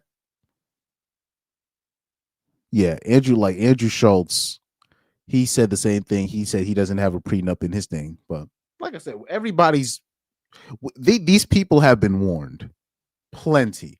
This is not like the dads, you know what I mean? These are not our dads, right? They didn't know about the marriage system. The guy, the dudes that got married in the 90s, 80s, 70s, right? They didn't know. They didn't really know. And to a lesser extent, the 2000s.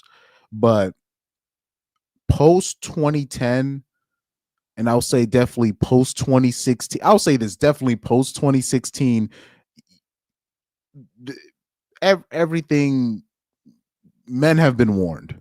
I will say post 2016, most men have been warned to take a second look on marriage, or when it comes to prenups and all these things. Men have been warned. So post 2026, it's not going to be much sympathy from me. But I think I think the black dude, he's also married as well, if I'm not mistaken. The white dude, I don't think he's married. I don't know these guys' names, but I be seeing these dudes. They be pissing me off when I see him. He said, pause. The dude sitting beside him. But yeah, Andrew Schulz, he's, it is what it is. They made their bed, they're gonna have to live in it. And I don't want to hear them I don't want to hear no complaints either. No, I don't want no, Steve Crowder 2.0, Steve Crowder 3.0s. I don't want to hear it. I don't want to hear it.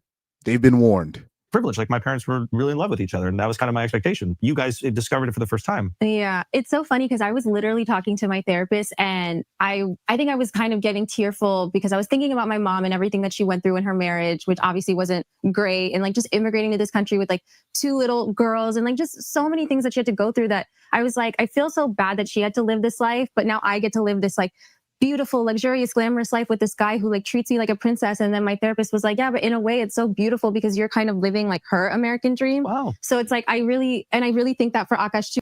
Oh Lord. They're never gonna get a therapist that actually holds them accountable.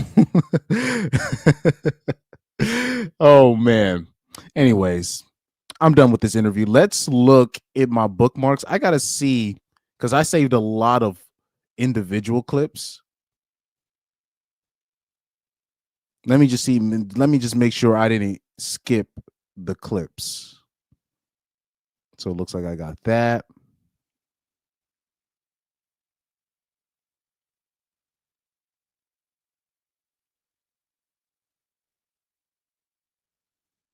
Let me see. Let me look at this part right here. Let's look at this. Like even then, I was like, no, the fuck. She's all talk. She's all bluster. That's why I haven't tested the hand job. Paper tiger. She's our dog. She's a yapping little dog behind a fence. Nothing's gonna happen. There's no bite. All bark, no bite. So you would say that, but in reality, if he actually did go get it, like let me think about it. If you actually did go get it, yes, like I think it would bother me like 30%, but I feel like 70% I'd be like, okay, whatever. I put you through a lot the past couple weeks. like he deserves it. I feel like I So here she says, I put you through a lot for the past couple weeks. Yet she says, I'm just doing a bit. This is just comedy. These were all jokes. I didn't mean. Okay. Anyway. Oh, it's I do kind of deserve it. Yeah. Yes. And we're going to be supporting that. We are so close to Chinatown. Who can be prettier than you? Wait, she can't be prettier than you. Yeah, she just can't be prettier than you. Yeah. I mean, yeah, that's not going to, unless you go. That's not going to happen. Yeah, it's going to be an old Chinese lady. My justification for the hand, it's emotionless, and it's just like a little thing after a massage shirt. Okay. Yeah, that's a great. I mean, I'm on board. Yeah. Fire. I also like the fact that it's just less work for you. Yeah. And I know your day is full of work.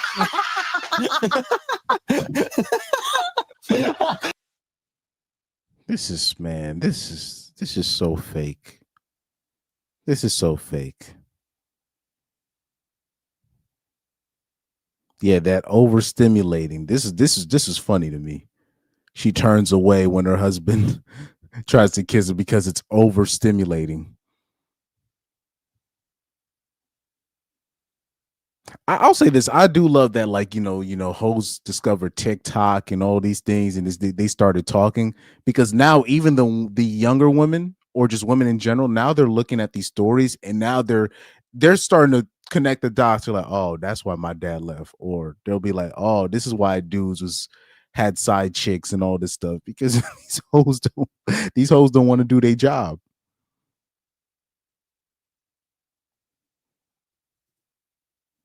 So let me look at the comments though from the butthole story. Let's look at the comments from the butthole story.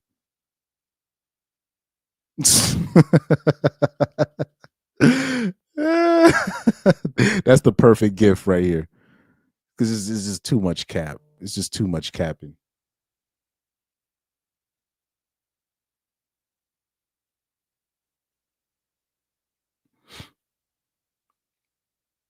Yeah, he said the spin is crazy. They're trying their best to salvage whatever they can. It's over. Facts. It's over. Akaash is a credibility. Like there's no, especially with a guy like Akaash, because he relies on crowd work. He like Corey Holcomb. He doesn't have material. He doesn't have material. He relies on crowd work and people heckling him. He has no material. Now, if he was smart, because the best comics can turn their pain into an actual set, but somebody recorded one of his recent comedy his recent appearance at a comedy store, or like one of his recent performances, and in that performances he was just apologizing basically for the behavior of his wife and how she's not really like that. And I'm like, if he was smart, he could have actually just turned his pain into a whole literal set. He could have made a whole new set just off of his humiliation and made some real money off of it. But he took that time to basically apologize in behalf of his wife. This nigga not a real comedian. He's just an opportunist person that got in the industry off of connects. Not much talent.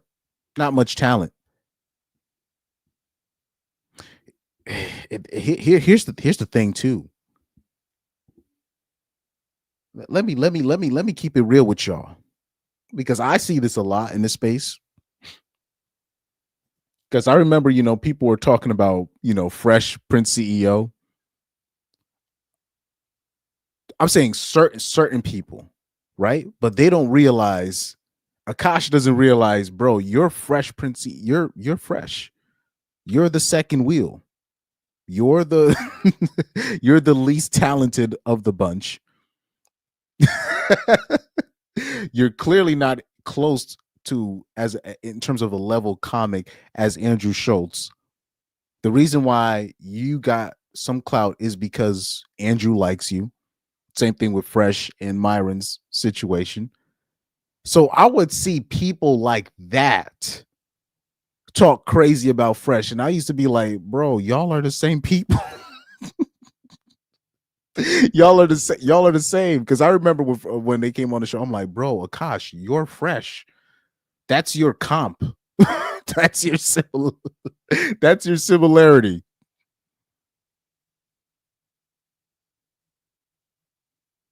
But they be talking the most Cash Money ish. These be they'll be the same people. They'll say like Myron is so great, but Fresh, whatever. And I'm like, well, they're both grifters. And second of all, most of y'all are fresh in the grand scheme of things. But some people are too arrogant to see it. And Akaash, particularly him, I used to be like, Fresh is your comp. But these are or like because I remember the show. It was the Sidemen and Akaash that were going the hardest at not necessarily just Myron, but Fresh as well. And I'm like, you guys are the same people. Right? But when you have that lack of awareness, that lack of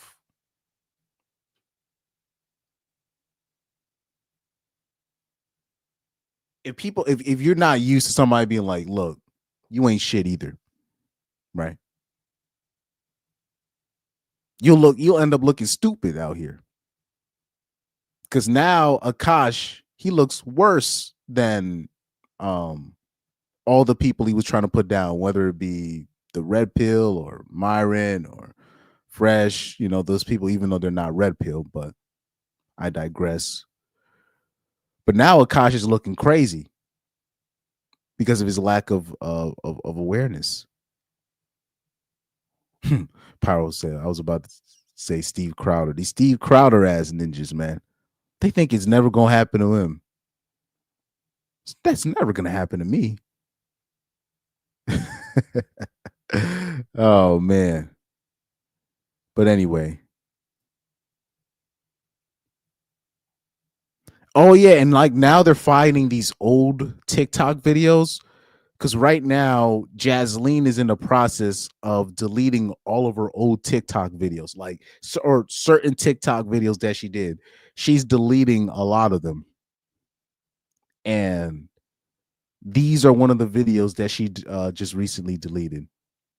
Let's take a listen to this one. Is it just me, or is the idea of asking a girl to sign a prenup incredibly offensive? And only one way. Like if I asked someone to sign a prenup because I had some like booming business, then I would be like, yeah, can you just sign this prenup? Because like I don't want to like lose all my money. But then like if a guy asked me to sign a prenup, I would be like, I would call off the wedding. Like I would literally call off the wedding. You would have called off the wedding if I asked you to sign a prenup? Yeah, like I'm not even joking. I had I had no real ability to since you were with me when I was broke. But it's just like I think it's because guys. This bitch literally said, if you had asked me to sign a prenup, I would have called off the wedding.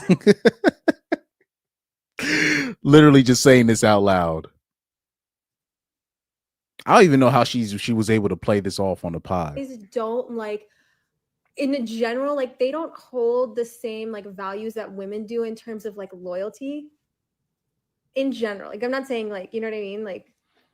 Okay. Like I feel like guys in general just like aren't as loyal, and like guys cheat more. You're a sexist. That's the thing. I'm a feminist. That's what we code it as, but you're a sexist. It's Whatever. giving sexist. Because we were watching Ranj, aka Real Housewives of New Jersey, like reruns, and like Teresa was saying that Joe had asked her to sign a prenup, and I just feel like that's like the biggest red flag. I mean, not to judge like anyone's marriage, like if your husband had you sign a prenup and you guys are happy, like I mean that kind of like proves me wrong, but I just feel like it kind of just to me shows like, I don't know, like it's like kind of like you're not like you're already not being generous in like as a man, you're already not being generous, and I feel like men should be generous. And what should women do? Be spoiled. Okay. Where should they be generous? With money. No. Where should women be generous? Oh, like with tender love and care. I don't think. Well, I'm not saying I do it all. There you go. There you go. The average feminist mindset right there, ladies and gentlemen. But anyways, let's check the comment section of this interview. Too, because I know that my mother-in-law was also in a similar kind of situation. People are going, what the hell is going on with this? Like, I love Akaash. Yeah. I think I want to go to a place where it's legal because I assume the women will not be just old and Asian. Yep. Mm-hmm. Nah. I mean, what do you want? Oh, so they had, okay, so they eventually had her off for the last 10 minutes. Okay. Rumor. I heard a narrative online that you guys were together and then you took a break for like 2 years, and then when you started making money, you came back. Can you dispel this? No, we took a break for like a month or 2 months. After I started making money. Post Patreon. What an idiot. Yeah, you had a different confidence when you was with her. Yeah. So even during their relationship, she had a whole phase. This is wild work. And he still stayed with her. Oh my God. We're so... I don't know where, you know, there's certain broads, they really run that, you know, that game. I have a low body count. Better do your own investigations on that.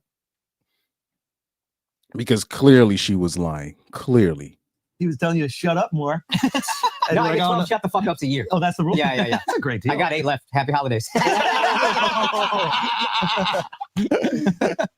right. I feel like we've done a pretty good job here. Listen, we love you guys. I mean, obviously, love that's what happens. But I hope everybody who watches, I mean, the internet is going to do whatever the fuck the internet wants to do. But I hope if anybody actually does watch, they get a better idea of, you know, your guys' relationship. And I hope you go moving forward, you understand how different your guys' relationship is from most people. Yeah, and like sometimes the reactions they have, not every reaction is, oh, they're completely off. Right. They're just reflecting what they would be in a relationship and going, oh, I would feel uncomfortable. It's their experience and how experiences have normal. Some guys are bad actors, obviously. And then some people are going, what the hell is going on with this? Like, I love Akaash. Like, what is happening? Yeah. And yeah. Let's check the comments. I'm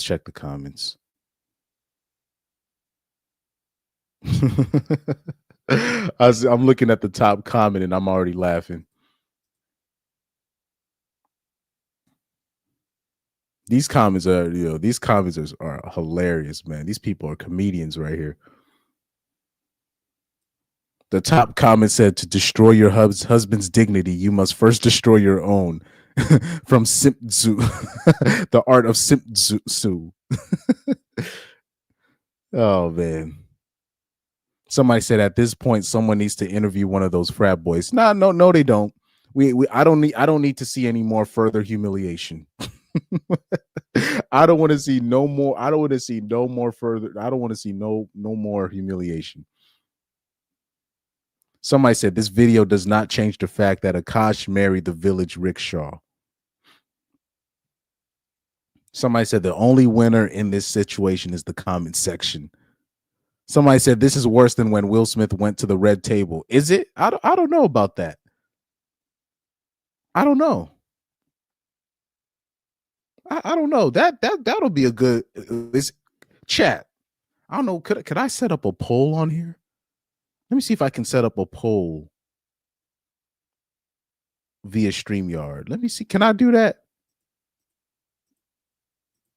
Let me see if I can set up a poll. If not, I'll just leave it alone and then get to my next point.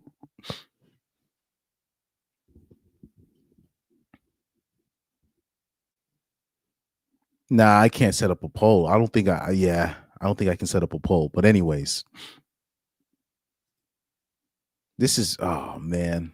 But anyways, somebody said Akaash still believes her body count is 1. Exactly. Hey man, doesn't that sound familiar? Said Akaash still believes her body count is 1. Now let's change this.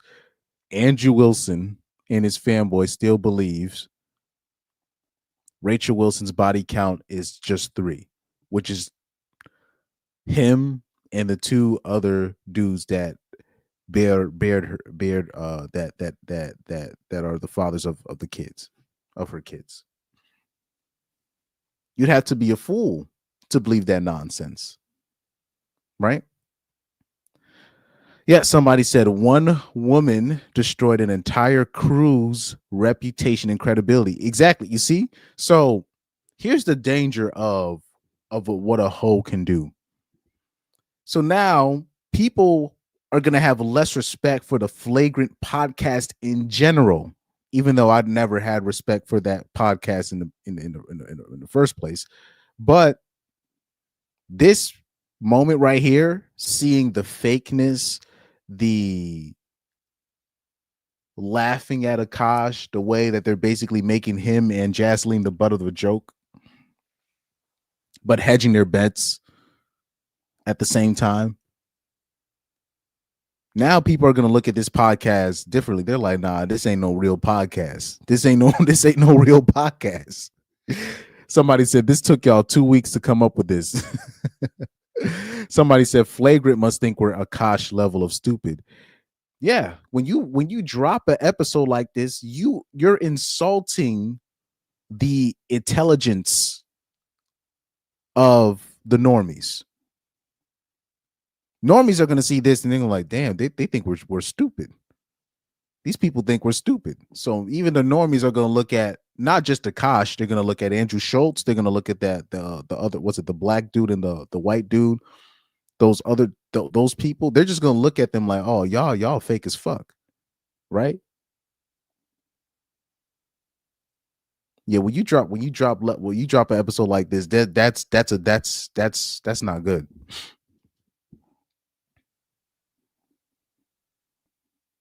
Somebody said, I feel like Akaash was in his divine female energy.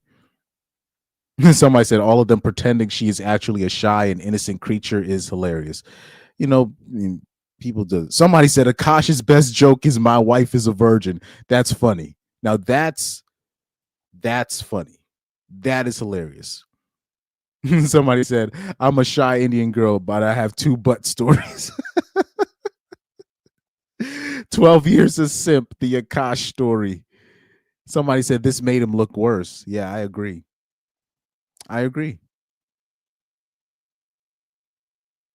Somebody said, I'll believe there's no Epstein's list before I believe this ish. That's funny. Oh, I must have missed it. So somebody here in the chat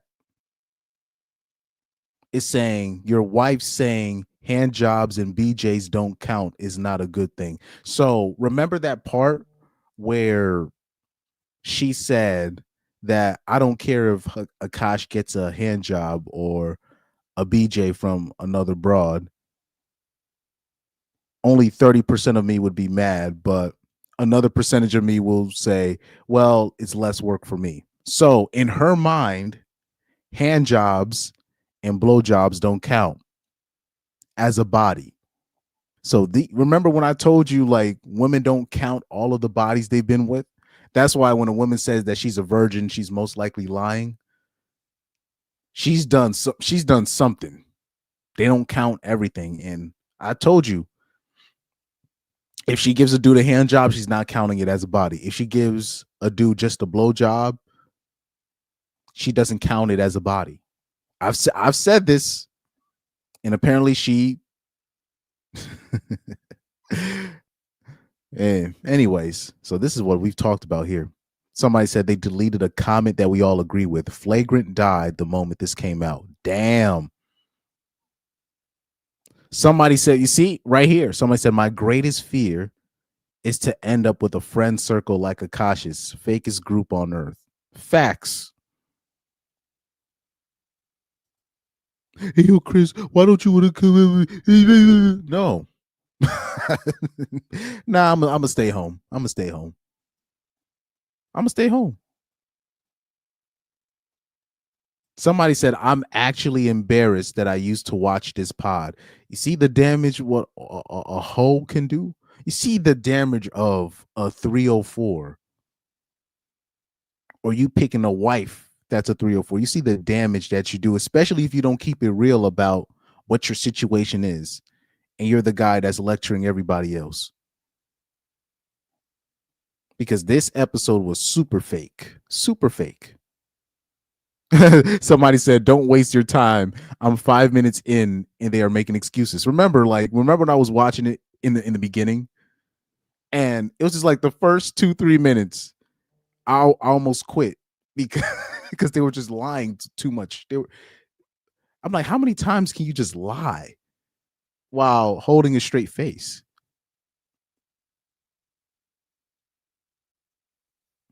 You know?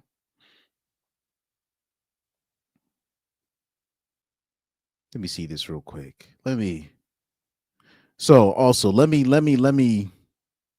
Somebody said I call it, they will delete this video. Mark my words. Wow, that's a hell of a prediction. So somebody said they're probably going to delete this video. Mark my words. Somebody said, are they trying to convince us or themselves? Yeah, this is I'm talking about the normies are on their neck. The normies are on their neck. Somebody says she must have forgotten we're not her husband. She can't gaslight and deflect us into her nonsense. So also let me show y'all some. Let me show y'all some real shit real quick. Show you some real shit. Let me show you a face of a liar. While I put this gospel for y'all, just real quick. Since I'm 22. Right. Let me show. This is a face of a liar. Right. This is a face of a liar. But let me give you this gospel real quick. Let me give you this gospel. When we talk about the top 10 overlooked red flags in a woman. Let's go through it. This is because this is real gospel. This is the gospel right here. This is really the gospel right here. What I'm doing right here. This is church. Right? Top 10 red flags in a woman, right? Let's see how many. Let's go through the top 10 real quick, right? 10, self-proclaimed spiritual woman. 9, if she's friendly. 8, single mom. 7, fake ID. 6, mommy issues / her mom is a 304. 5, all male friends. 4, if she has a pet. 3, tattoos. 2, if she went to college. Number 1, if she smokes weed. Now, out of the 10, let's see how many she takes off. Self-proclaimed spiritual woman. That's her. 9, if she's friendly. Yep. I'm just a shy Indian girl. You heard that in the podcast. I'm just a shy Indian girl. I'm this, what's it? The repressed Catholic Indian. Please. Right? That's already 2 out of 10 already. And we just at 9. 8, single mom. Well, she's obviously not that, right? So obviously Rachel Wilson would have fallen into this as well, right? Number 7, fake ID, lies about age. I don't know, but the way that she was talking about herself in college, the way she was able to mark out Akaash at the age of 21, and he was in his 30s, and she was still able to find herself an older mark. Only a woman with experience can do something like this. So you know what? I will lean this. I think she has had a fake ID or has definitely lied about her age at least one time in her young teenage life. I do believe that. Okay, number 6, mommy issues. Her mom is a 304. She admits, remember, in the interview, she said that she saw how it worked out with her parents and it didn't work out with her mom in her family situation, right? Number 5, all male friends. So remember, when she was in college, how she was popping her punani for those white boys. That's what that's exactly what she said. I'm not making this stuff up, right? Number 4, she has a pet. Well, that's just a different story. I'm not going to put that on her. But you never know. Tattoos, I'm pretty sure she has a tattoo somewhere on her body. Number 2, she went to college. Like I said, that's one of the biggest red flags for me. That could be number 1. That could be number 1. But like I said, all of these hoes, when you talking about high body count, highly feminist, right? Very opinionated. Most, not what's it, 90% college educated women initiate divorce at a 90% rate. Everything when we talk about drugs, drinking, alcohol, if she's an alcoholic, if she smoke, all of that, if she stays on campus, she will be exposed to this. She will end up becoming like a Jasleen. And then number 1 is she smokes weed. I'm pretty sure she smokes weed. Or she has definitely smoked in the past. I can almost guarantee you, especially if she went to college, she's definitely tried weed.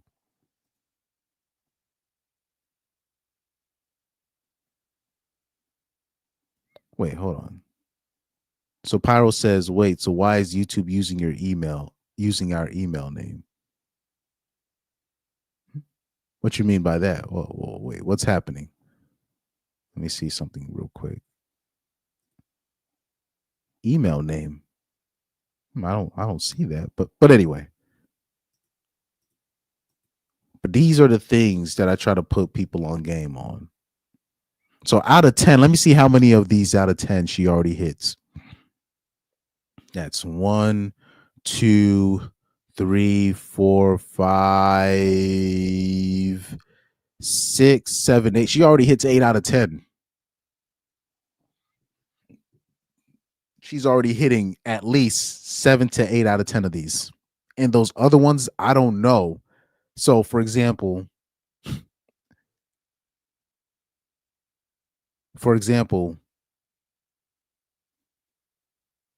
if she has a pet, I left that off because I just don't know.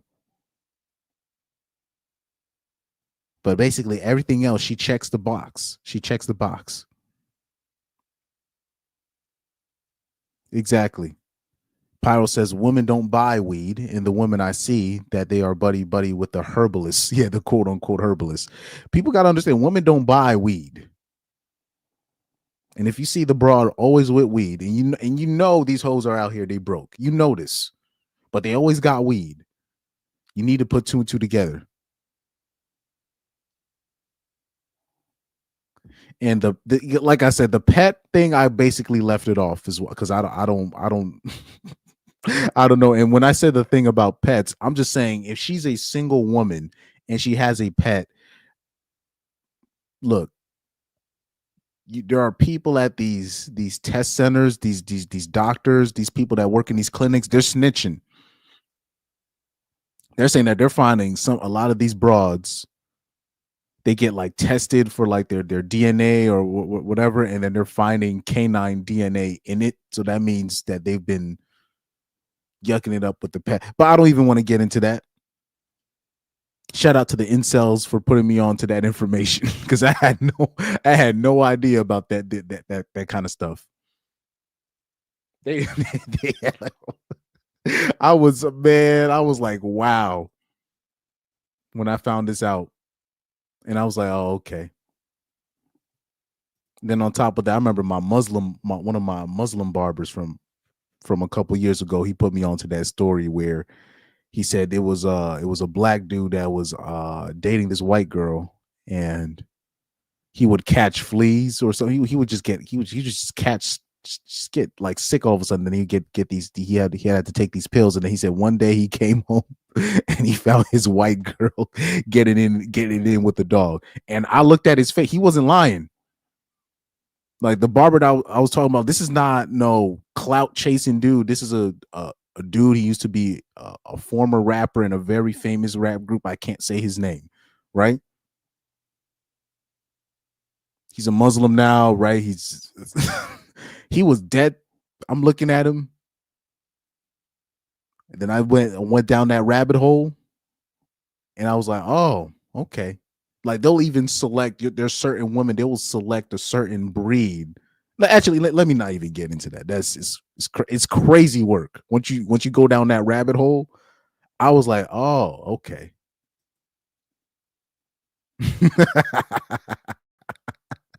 Midnight Suns Comedy's like, bro, I'm eating. Oh yeah, Water God Zero. Hold on. So let me hit this. Okay, let me hit Water God Zero first. He said, wait, what? Yeah. If you guys have the stomach, search up the dog pill. If you have the stomach. Because look, at the end of the day, knowledge is knowledge. Knowledge is knowledge. So it's like, it is what it is. It is what it is. Somebody puts me on some information, I start connecting the dots. Like I said, shout out to the incels. They put me onto that information. I had no idea that it was that bad. Because it's like there's certain people that work in these things, and they're finding, and they got to keep it on the hush hush. But like I said, if it's a single woman and she got a dog and she's already struggling, she's broke, but she has a dog, not cats. I'm talking about a dog. See, the cat ladies, they tend to get the bad rep, but these are cats. If she has a dog, because cats are not, people don't understand this. Cats aren't high maintenance. Cats kind of come and go as they please. If you just put, if you just set the milk there or whatever, yeah, they'll come there or whatever. But most of the time, they're not even spending the time at the house. You can easily just adopt a cat. They're not going to be staying at the house anyways. Cats are very low maintenance. Dogs, however, anyways. But let me read this comment real quick. Shout out. So here we have another Indian checking in, another East Indian checking in with some information for us. His name is My Aishwari. My A Ishwari. Oh, okay. He says there is an alarming rise in pseudo-feminists in India, and they are ruining the family system here. Yeah, these are facts. There's been a couple, people from India been checking into this chat from time to time, and they said similar, that right now there is a sudden rise in feminism in India, and it's putting the kibosh to a lot of people's family structure. So yeah, definitely. So this has been happening.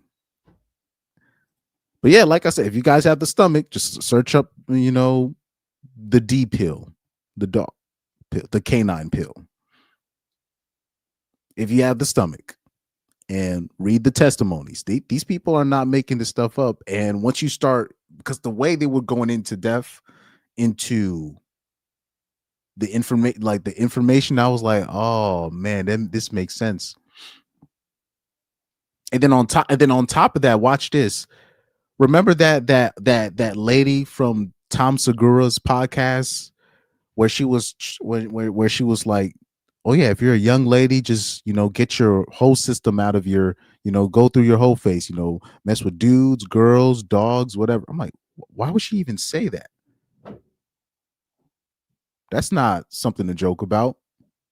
But this is something that a lot of ladies, it's a lot more ladies than I think we care to admit that do that participate in these activities,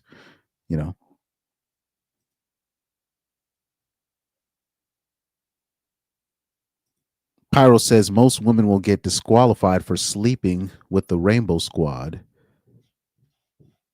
Well, oh yeah, that's what I said too. So I said one of the bonus, right? One of the bonus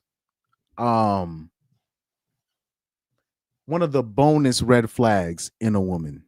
This really could be top 10. This could be even number 1. And I had this as an honorable mention. I said any woman with a gay male or a gay female best friend, you cannot trust that broad. You cannot take that broad seriously. I'm talking about a gay male or a lesbo. I sound like Pastor Semper now. A rainbow community of any gender. If that's her best friend, you can't do nothing with that. You can't do nothing with that broad. Right? Yep. Midnight. Yep. That's what I said. Yep. So Midnight Sun says cats are awesome though. I own 2. My cats will be thinking they're royalty. They want the best food and are very picky. And like I said, yeah. Cat, he says right here, cats are low maintenance and cheaper than dogs. That's why this is why you really got to look. The cat ladies tend to get the bad rap. But I know there's plenty of dudes I know they prefer cats. Or I've seen the Star Report. He brags about, oh yeah, I just adopted all these cats. They just be coming to my house, whatever, and I just give them food and then they just leave. Right? But the maintenance, cats are less maintenance. Right? That's one of the positives of having a cat, right? And women will probably be like, "Oh, I'm a cat lady." They don't mind that. But so this is where you got to be like, "Okay, why you got a dog?" And you it's just like why? And then I don't want to go into there's certain breeds where it actually snitches on themselves in terms of what they're doing with their dog. There's certain breeds. I don't want to go into that, but they explain this.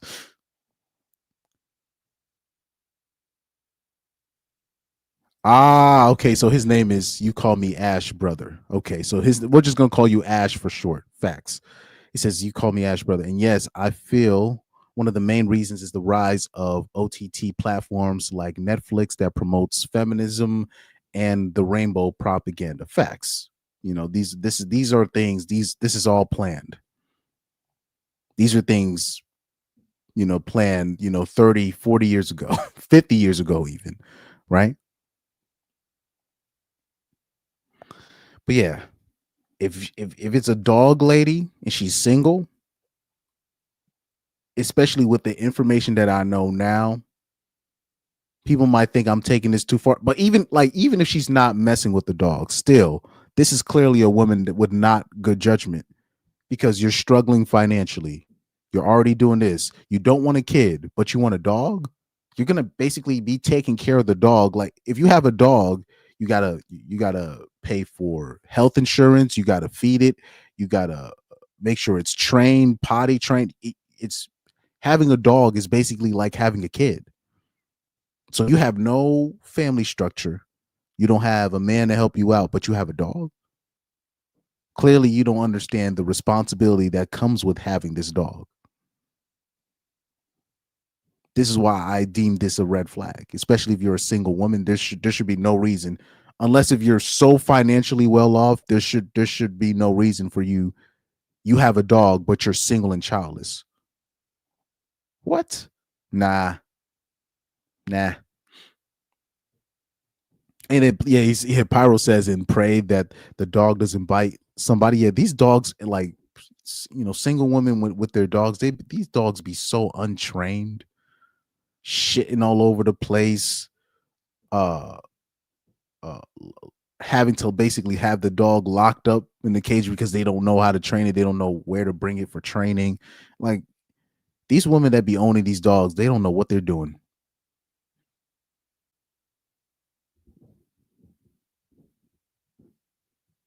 No discipline whatsoever. Even but anyways, let me get off the dog thing. Let me get off the dog thing because people gonna lose their lunch. But anyways, man, this is crazy. This is crazy work. This is crazy work.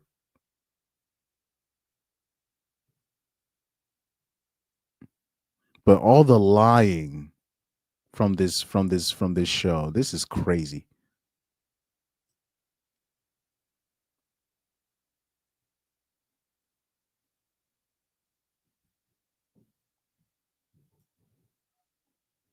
See, Jasleen Sheen goes on a rant about how annoying it is.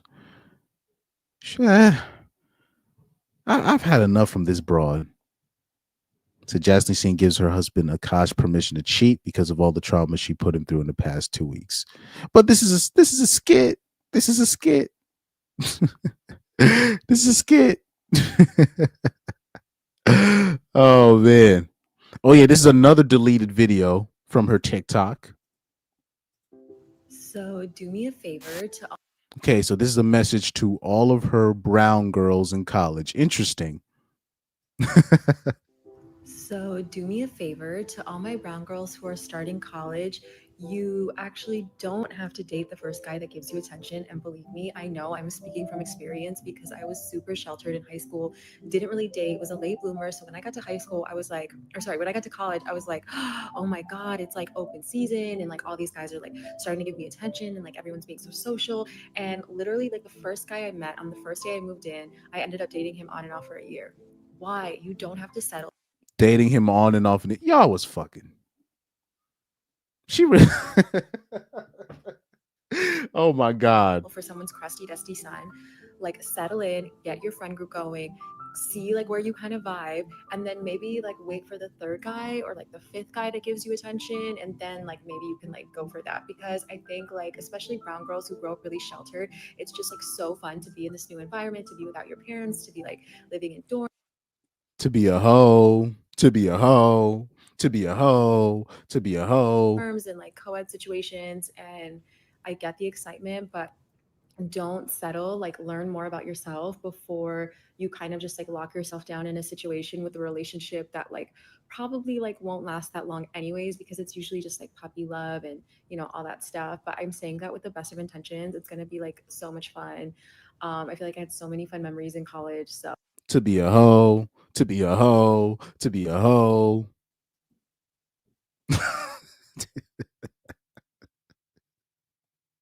That's why they want to be. That's why do you think they want to go into college so bad? They could miss me with the whole education. Women don't care about that. It's that freedom to stay on campus. I knew hoes that lived 20 minutes from campus, and they convinced their parents to still stay on.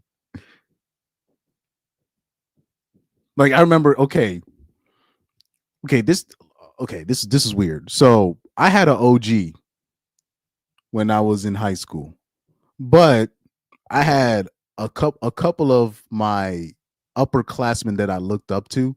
One of them, I knew a couple of them were women because I knew them from back in the day. So I knew one girl, right? So she gave me a lot of game. I don't think I've mentioned this on this channel. She warned me about the hoes in college before I came in. She had, I think, because when she was a senior, I was a sophomore. So when she went to college, I went to, it was a junior year. She had came back to the music class, and the teacher wanted her to describe what was college campus like. Oh yeah, you learn things, blah blah blah. So then after she was done, I was like, hey, so what was it really like? And she was like, man, I was just drinking, partying, and getting fucked. Yo, she said that like right after her presentation, I was sitting there laughing so hard. And then when we talked a little bit more, she was like, oh yeah, I was dating all types. She said she was dating all types of dudes. She said, like, yeah, you just gotta let you just this is the time to just let loose. That's what she said. That's what was told to her.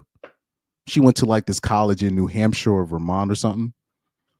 She went to like one of these, D2, D3 schools in Vermont. It was either Vermont or New Hampshire, one of these D2, D3 schools. But she was over there. She says there was women living on campus over there that literally lived right next to the campus. They still stayed on campus. They're letting this is to let their freak. You go to they go to college. They stay on campus so they can be a hoe.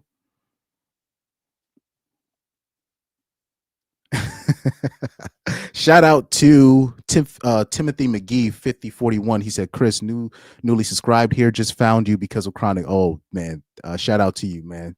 Shout out to the War Band. Any like I said, War Band members are always welcome. You already know.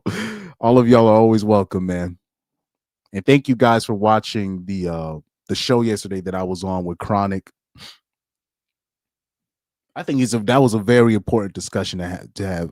Can stepfathers be red pill? That's actually a way deeper question than I gave it credit for, because that is a good question. Can stepfathers be red pill?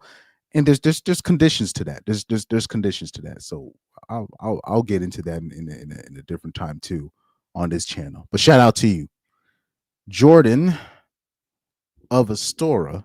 I hope I'm saying it right. He said, I own 2 cats as well, and they are low maintenance. I dated a girl, and first time at her place, she literally got upset and chunked the young dog across the room because the dog barked once. I left and reported.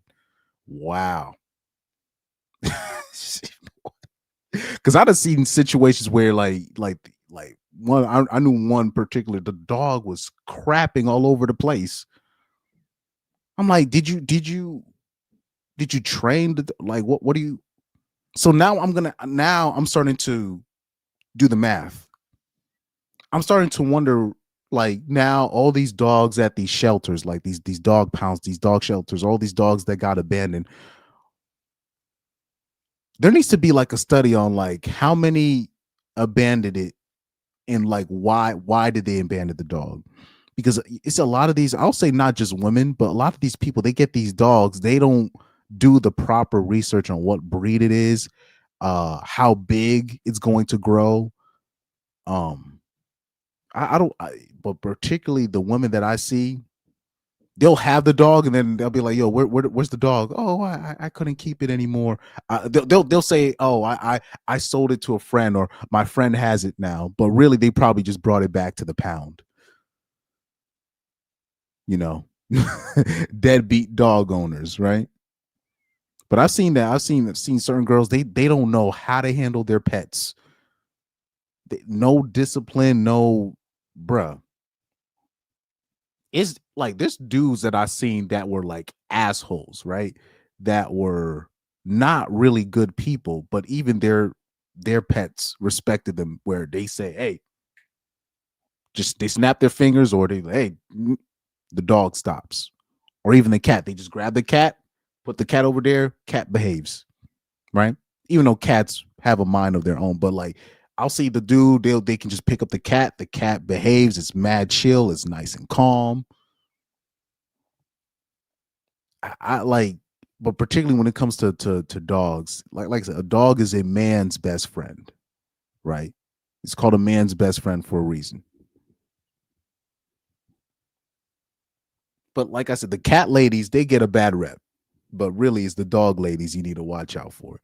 They don't know what they're doing when it comes to dogs, a lot of them. Pyro says, well, deadbeat dog owners are the worst. They only want dogs because they look cute and playful. Yeah, that's the only, like, they don't realize what goes into it. I knew one girl, the dog didn't have no health insurance. She doesn't brush the dog's teeth. The dog, like I remember, like, she was talking about, oh, like her dog has stomach problems, right? Which is common, right?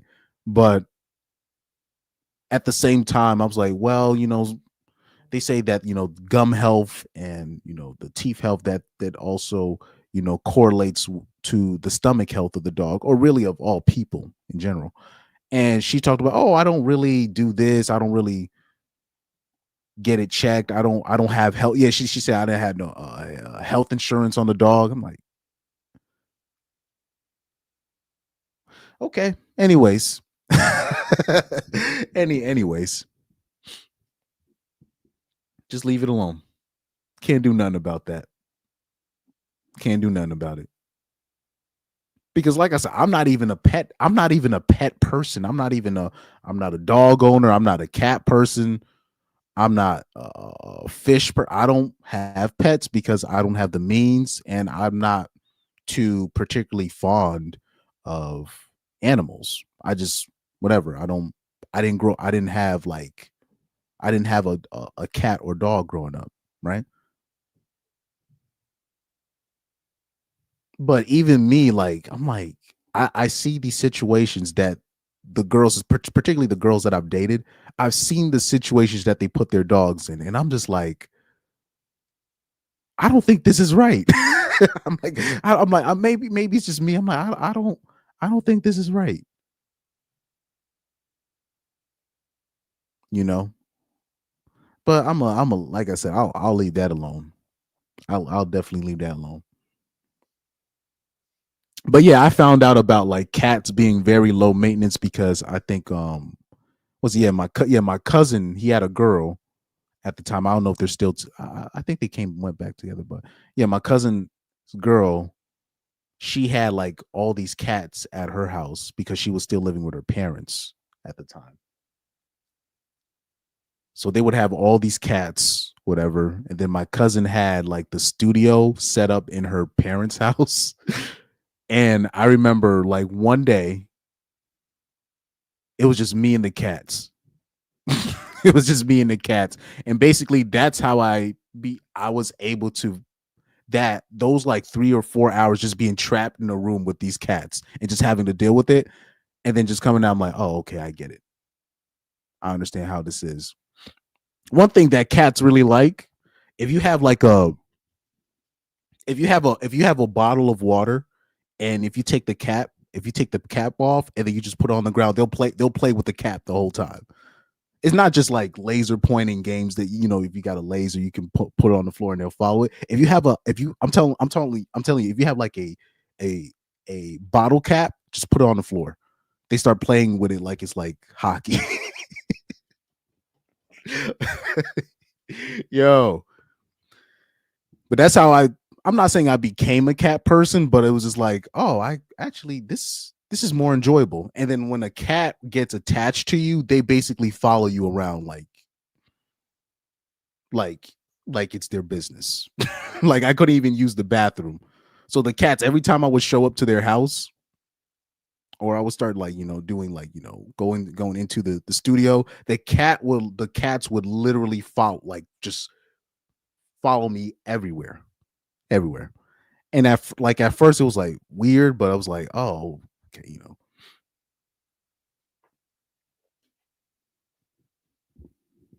But yeah, anyways. I would say like if you don't mind cats, it's actually I think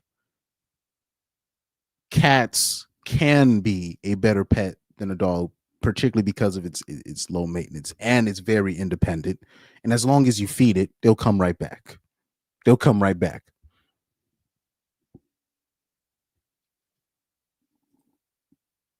Yeah, this stuff is embarrassing though. This stuff is embarrassing right here. Oh, by the way, let's look at this right here. I know this is a bit off track. Did you guys see this story?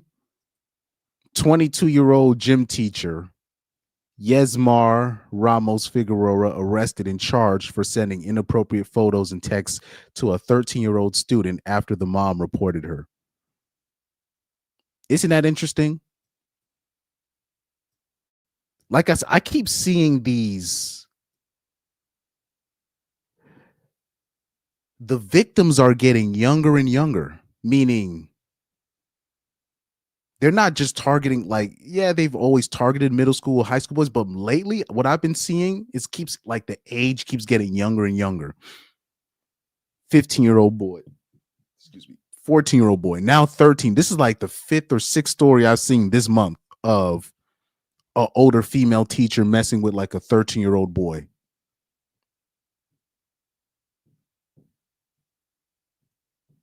And the problem with this is this. People do not they don't look at these for some reason. I don't know, look, because you got these very immature men, men that I don't think we should be trusting those guys around kids either, but that's a whole nother story.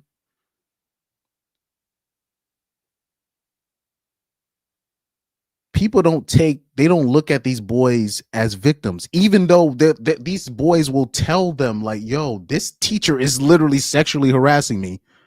And then you'll have these older dudes that are in their 30s or 40s talking about, oh, why are they telling? Why are they telling? They're so lucky. They're not victims. These are men saying this. So now you have these older female teachers. They just target these kids and they think they're not doing anything wrong. So much so I saw like I'll see stories where these female teachers, they're stalking these kids. I'm talking about they think they're in a relationship with the kid and they're stalking them like they're an ex.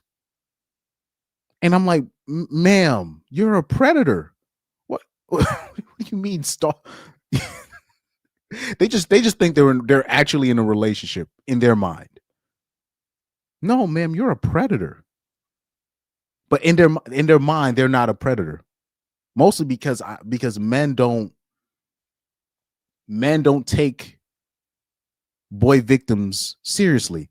Now, like I said, the boy victims are going to keep getting younger and younger and younger up until it starts hitting younger elementary boys.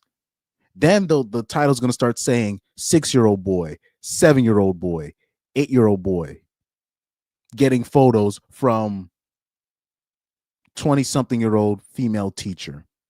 And then people are going to start taking this female teacher predator thing seriously.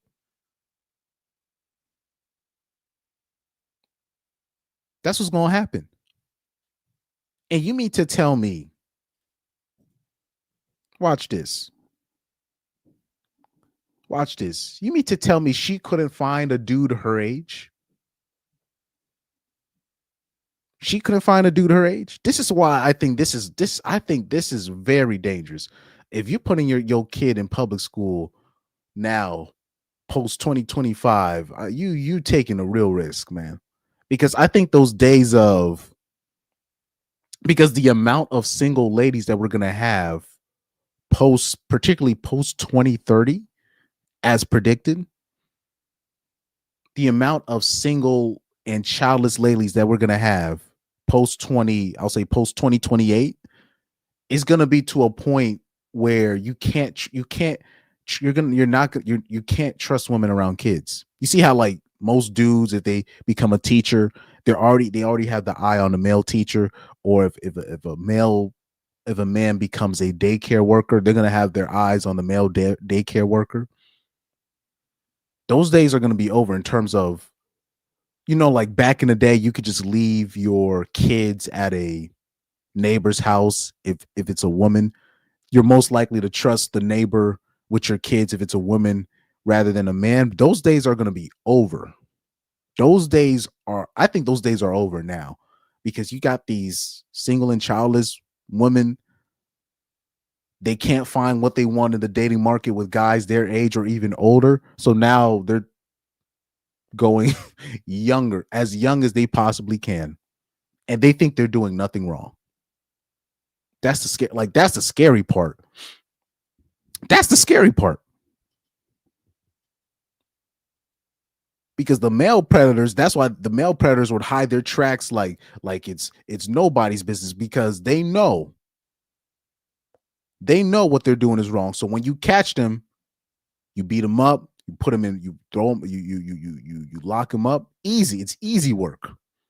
It's easy work. But now with these broads here, they don't think they're doing anything wrong.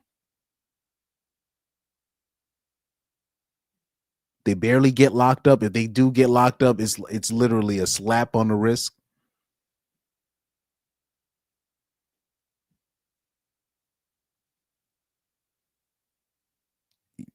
But anyways, well, you see, but these are the things. This is what I've been warning people for since 2022. I've been warning people about this because it's getting way more freaking. People talk about, oh, we have a incel epidemic and all this stuff, and no, why don't we talk about the female teacher epidemic of them targeting young boys and young girls? Remember the stud female teacher I showed you? And she's just so confused. Oh, wow, I don't know why they fired me. What? First of all, you look crazy. Any woman in men's clothing is mentally something's mentally wrong with you. So that's already number one.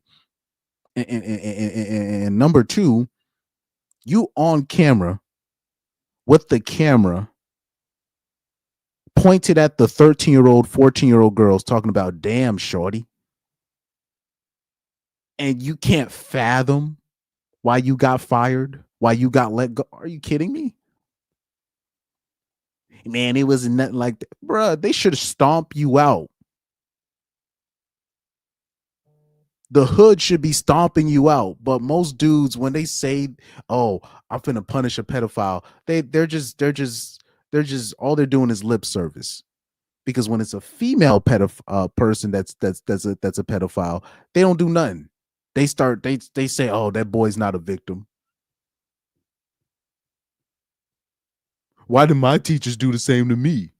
I mean, these dudes will be in their 30s saying this, and I'm like, oh, so you don't really care about actually stomping this situation out. You're just doing lip service. That's performative lip service that you're doing this to make yourself look good in front of women. That's all that is. Because the stud female teacher, she's supposed to be getting stomped out. But yeah, you don't see nobody coming in checking her. None of that. But anywho, we'll leave that alone. Yep, that is true. Pyro says they always find the best pics to show who's doing the deed. Yeah, they be showing their glamour pics. They're showing. Look at this. Look at the pics that they're showing of this one broad right here. They're showing her club pics like it's a dating profile. They're showing her club attire pics. They're showing her glamour shot right next to her mug shot, right? Trying to make her look as they showing her filtered shot from Instagram to make her look as human as possible. But when it's the dudes, they show the mug shot. They make that dude looking crazy. Let me see this. Ash says, I am a 32-year-old man from India, and I don't know about American culture, but I feel my mom and her sincerity for the family can never be found in today's generation of women. Today, women cannot sacrifice. Well, you got to understand, today's woman has been told by people in your mom's generation to not sacrifice. So here's the thing that we make a mistake here on this, in the manosphere and the red pill. The mistake that we do is we try to hold up, our moms or our grandmas and just say, oh, look at what they did and look at the sacrifice they did. But what we fail to realize is those same ladies, when it came to advising the younger generation, they told the younger generation, don't sacrifice like I did. Live your life. Date multiple men. Ask the young ladies. Ask the young ladies who gave them their advice. You think it's just TikTok? No. It's not just TikTok. They wanted to be free as well. If your mom, no disrespect, same with my mom or everybody, if they were living in today's time, they would probably be doing the same thing that these hoes are doing. It's just now they have the freedom. Now all the social stigma is out of it. All these so-called traditional ladies or grandmas that we hold up in the air, They told those girls, they were the ones that told them, live your best life. Don't do what I did. Trust me. But what happens is what's happening with the older ladies, they're realizing they probably took it a step too far. So now, because now those same older ladies now, they want grandkids. And they're realizing, oh shit, the way my I done told this bitch to get abortions. I done told this bitch to be a 304. And now I want grandchildren. Now she wants nothing to. She don't know how to cook. She don't know how to clean. She don't know how to keep a man. She don't know how to do this. She don't know how to do that. The bitch gonna get replaced by AI robots. I'm never gonna get a grandkid. So now you got the grandmas and the older Gen X moms now saying, oh, I don't know what's wrong with these young ladies. No, I'm not buying that. I'm not buying that. Ask the young ladies that are getting Botox at 22, 21. They're getting filler at 19, 20 years old. Ask them where they got their advice from. It's from older women, not from us, not from TikTok. There's plenty of broads that I know that be scrolling on TikTok. They don't do that nonsense. It's not TikTok. They got the advice from their moms and their grandmas and their aunts. So even if she has a good mom, or say she has a good grandma, she's probably going to have 5 or 6 badass aunts or 2 or 3 female cousins that are 304s. There's too many 304s.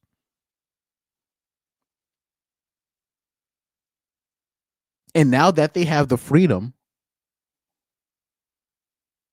now that women have the freedom to choose, they're showing their true colors. They're showing who they really are. That's how I look at it.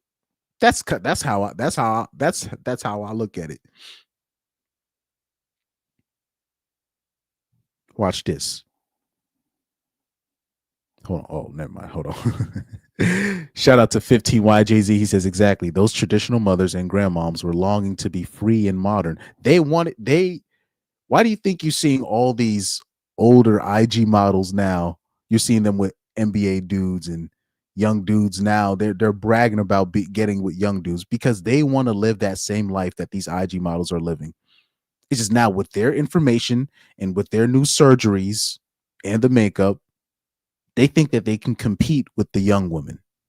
And once they think that they can do it, look at the guys that they get, younger dudes.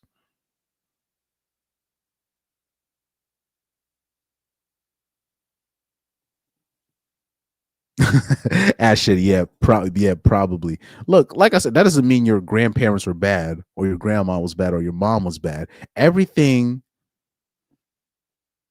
First of all, the economy dictates how dating is always going to go. That's already number one. So the way the economy goes, that's how dating is going to go, right? So this is why it's basically most of the first world countries. This is where you're seeing birth rate declines, men and women not coming together because when you're living in a prosperous time where you have options, most women would rather not if they can help it. Shout out to 15YJZ. He says, I actually would prefer a modern woman than a fake trad as long as they don't cheat. I'll say this. I agree. I agree a lot because a lot of the times the fake trads, they tend to be like in their late 20s, right? Because like I said, either one, a modern woman or a quote unquote, even a true traditional woman, they both still have the power.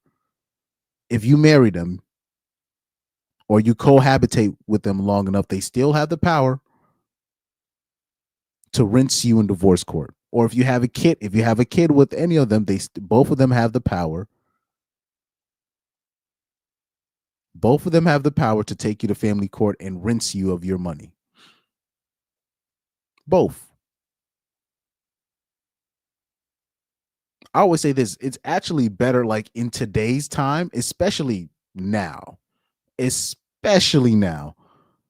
you're better off with a bitch that's not necessarily a religious woman, she's just herself, then you're getting with a self-proclaimed religious broad of today. Because right now, what the women are doing, partying it up in their 20s, doing whatever the hell they want. And then once they hit their late 20s, they quote unquote find God and they become quote unquote Christian right at the proper age of 28, 29 years old, right on time.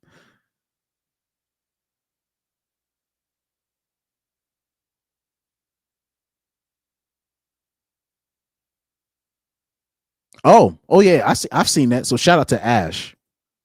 He says, you will be surprised to know that now, even in small villages in India, girls are murdering their husbands, deleting their husbands to marry their boyfriends. Many cases you can Google, the sanctity of marriage is over here. Yeah, facts. I've because back in the day,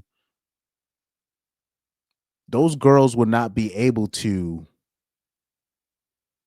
even be outside with their, their criminal boyfriend or their drug dealing or their, lawless, outside of the village boyfriend, right? Or if they did, they had to do it really in the, at night.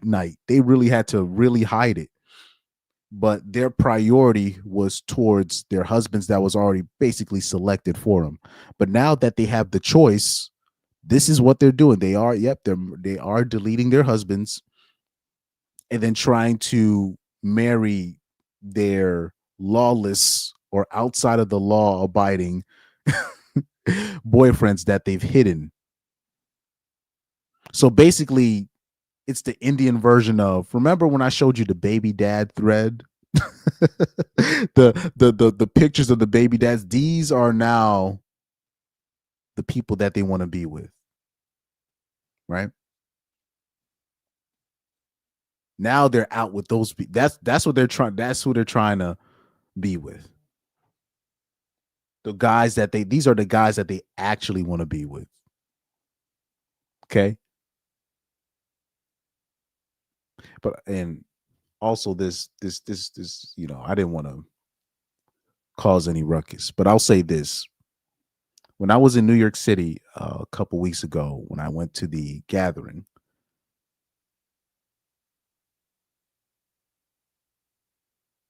if you exude masculinity or if you come across as a little bit rough around the edges, that's what women want. That's what women want. There were one of the hostess of the gathering. She was choosing heavy, and it wasn't just her. It's another 2 Asian chicks.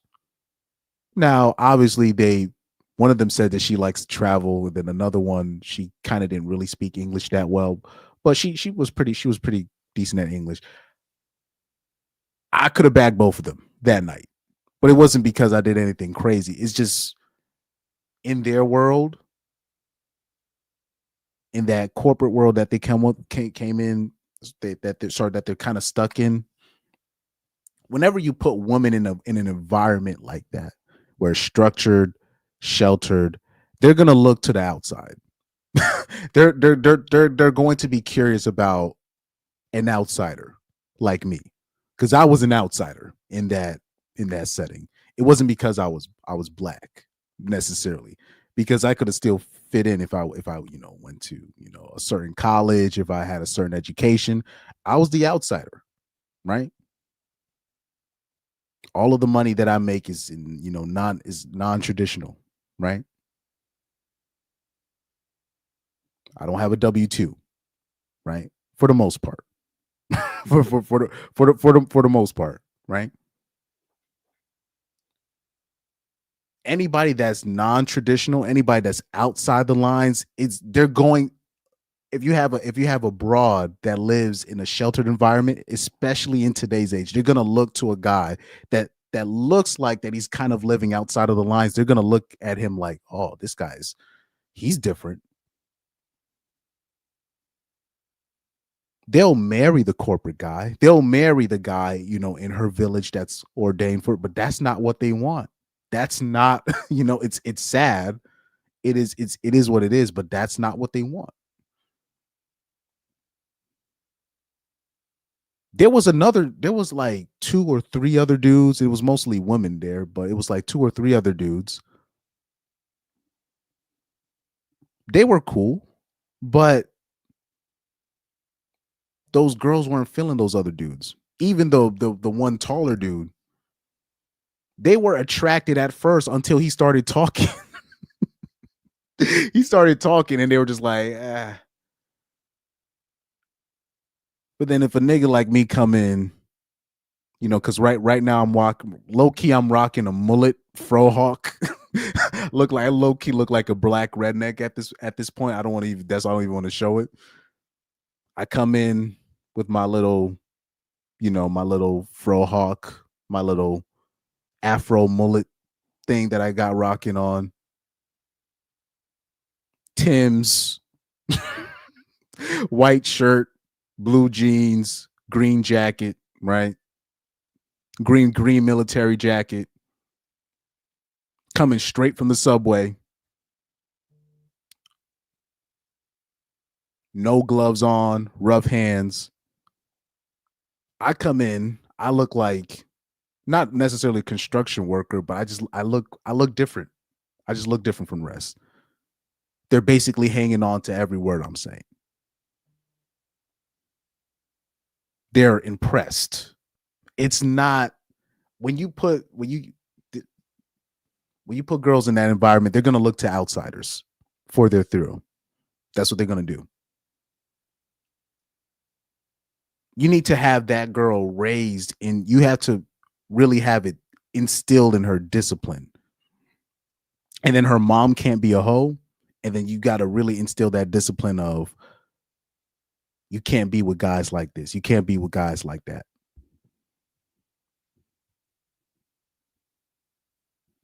The only way I can see like a woman being like, particularly American women nowadays, where they can avoid being with the bad guys first. The only way that happens is if the sister is like say if you have like a woman that grew up and her brother was the evil villain. He was the outsider.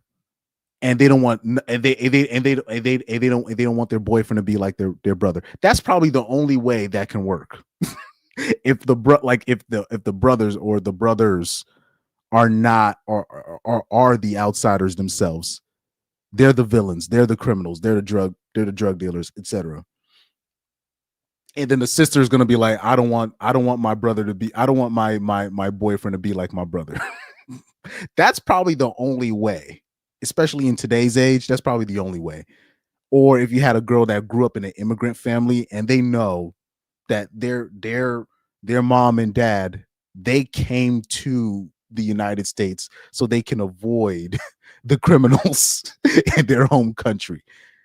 And then those parents basically instilled those values in her. And then that's probably one of the few ways. Other than that, you're just rolling the dice.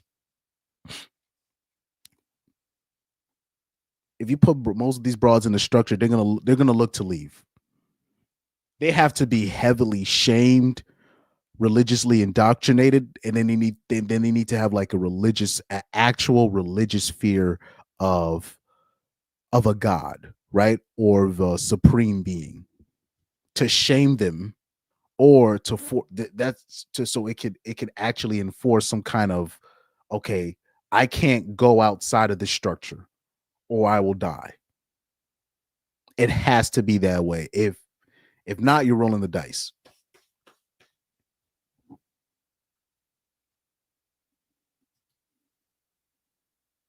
Anywho, sorry I went off on a tangent here, but that's just real life, man. That's just real life. Anyways, man. 15YJZ says, this is something not talked about, but I noticed that women with a genuine good heart is a better indicator of traditional women than just cooking, cleaning, but still have a bitch attitude. Yeah, you just need to find, if you can because I don't believe that you can just find a good woman. And people might get mad when I say that, but in terms of to find a good woman, it's just something that you got to just stumble across. It's just you found her by accident.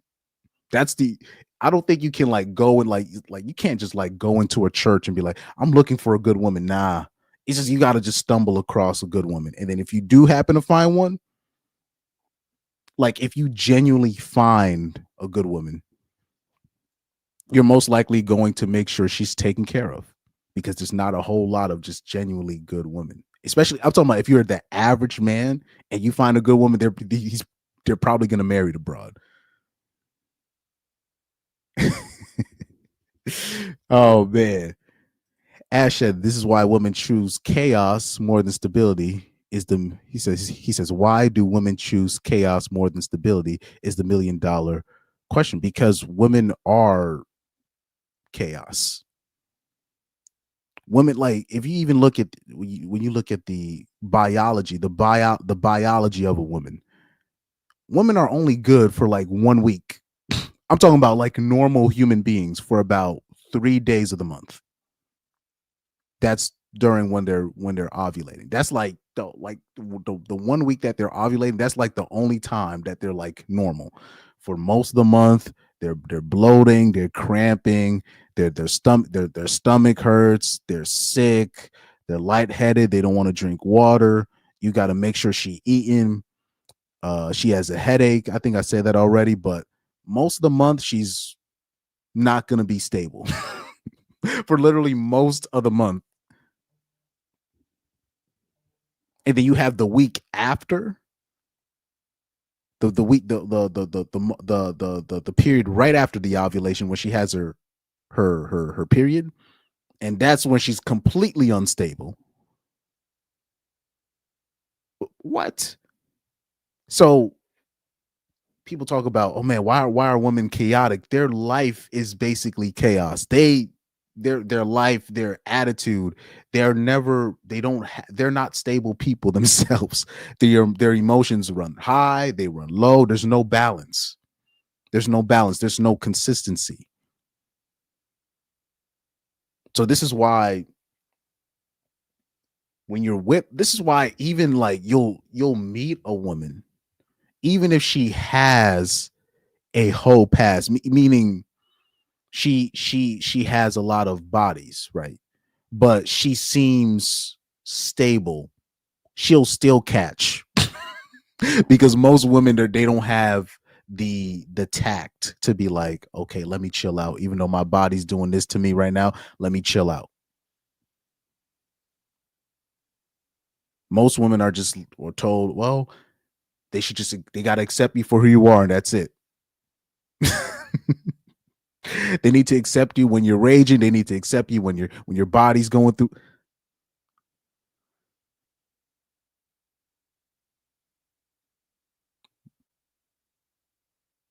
That's just what women are taught now. They're just told, if they don't accept you for all your malfunctions and your deficiencies, then they're not the ones for you. So most women don't have the incentives to regulate their own inner chaos. They don't have the incentives to regulate their emotions, right?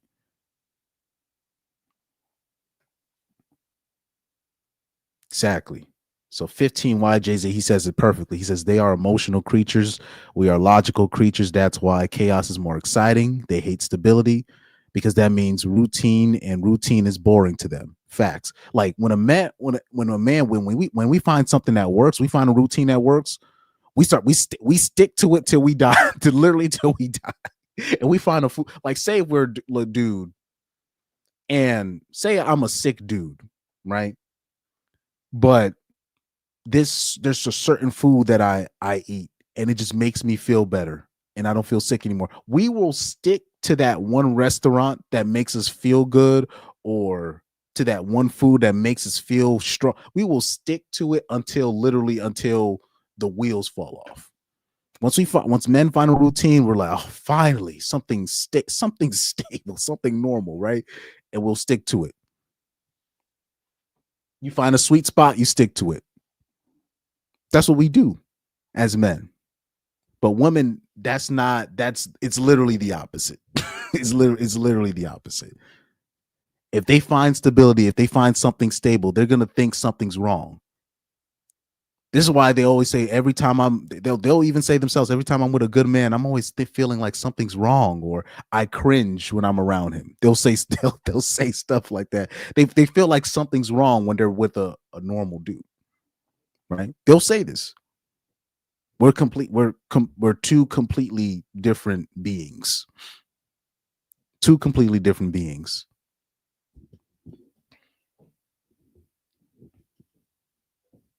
We'll find even when it comes to sport, when it comes to sports, he says the feelings.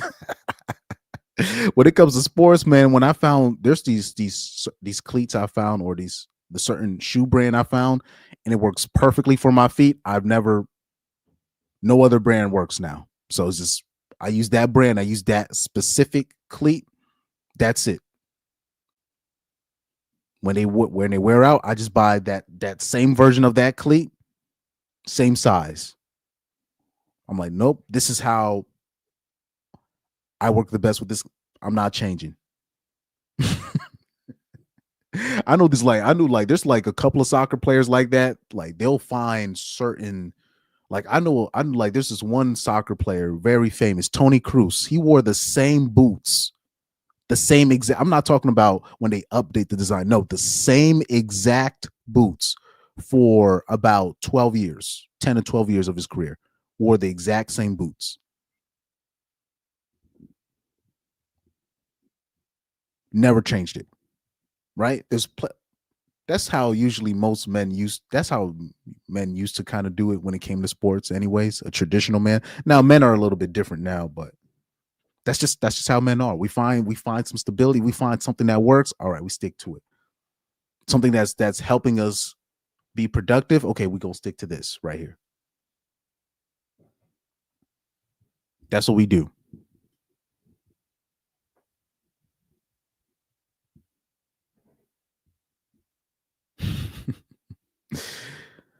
But anyways, this is what we do. But let me look up. I know I kind of went off on a tangent.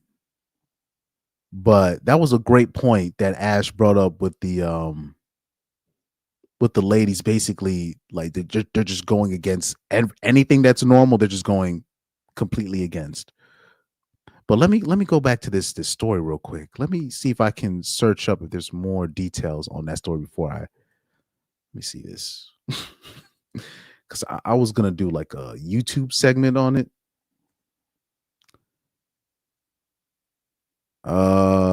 Yeah, PE teacher 22. Yeah, because they don't really do their due diligence when it comes to these people. But this is also why I say, this is also why I say, you know how they'll say this, right? They'll say this. This is what they'll say. And this is very common. Usually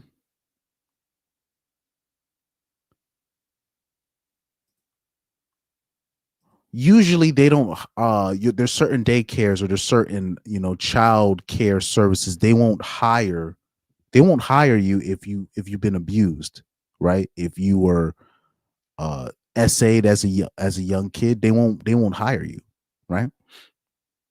But I say this, I'll say it like this. Let me say it like this. I think if you were one of these 15-year-old girls, 16-year-old girls going out with significantly older men when you were underage, I think that qualifies you on that list. I think you should be on that same list in terms of you can't be a teacher, or you can't be a teacher of kids if you were like a 13 or 14-year-old woman going out with a 20-year-old. I think you should be on that same list. And I know people might think that's what, like, shouldn't it be the reverse? Yeah, I'm not saying that the 22-year-old, he's a predator too as well. I'm not saying he's not a predator, but I'm just saying if a girl has that kind of a past, I don't think she should be watching kids in the future, because who's to say when she gets that same age, she won't be going for a 13-year-old. Because I guarantee you, particularly when it comes to the Latino community, you see that age right here where it says she was what, 22, and the boy or the girl was what? Was it a boy? Yeah, the boy was 13 and she was 22. I bet you when she was 14 or 13 years old, she was with a significantly older guy. I guarantee you. Because remember, this is in what? This took place in Florida? What this took place in Florida. So yeah, that's a guarantee. I guarantee it. I guarantee it. When she was 13 or 14 years old, she was with a dude in their 20s. And I don't know why people haven't put two and two together when it comes to that, where you really should be pulling a survey on these broads that are becoming teachers or trying to become teachers, and you need to really survey them and be like, yo, have you ever dated somebody with a bigger with this age gap? Have you ever been sexually active with a dude while you were underage? I'm talking about in your high school years or in your middle school years. They need to really start doing their due diligence when it comes to that, because I believe women like that, they should not be in charge over kids as well. Because now she's at that age at 22. She sees that as fair game, because when she was 13 and she was getting picked up by 20-year-olds, she thought there was nothing wrong with it until she stopped benefiting from it. But I've made that point before.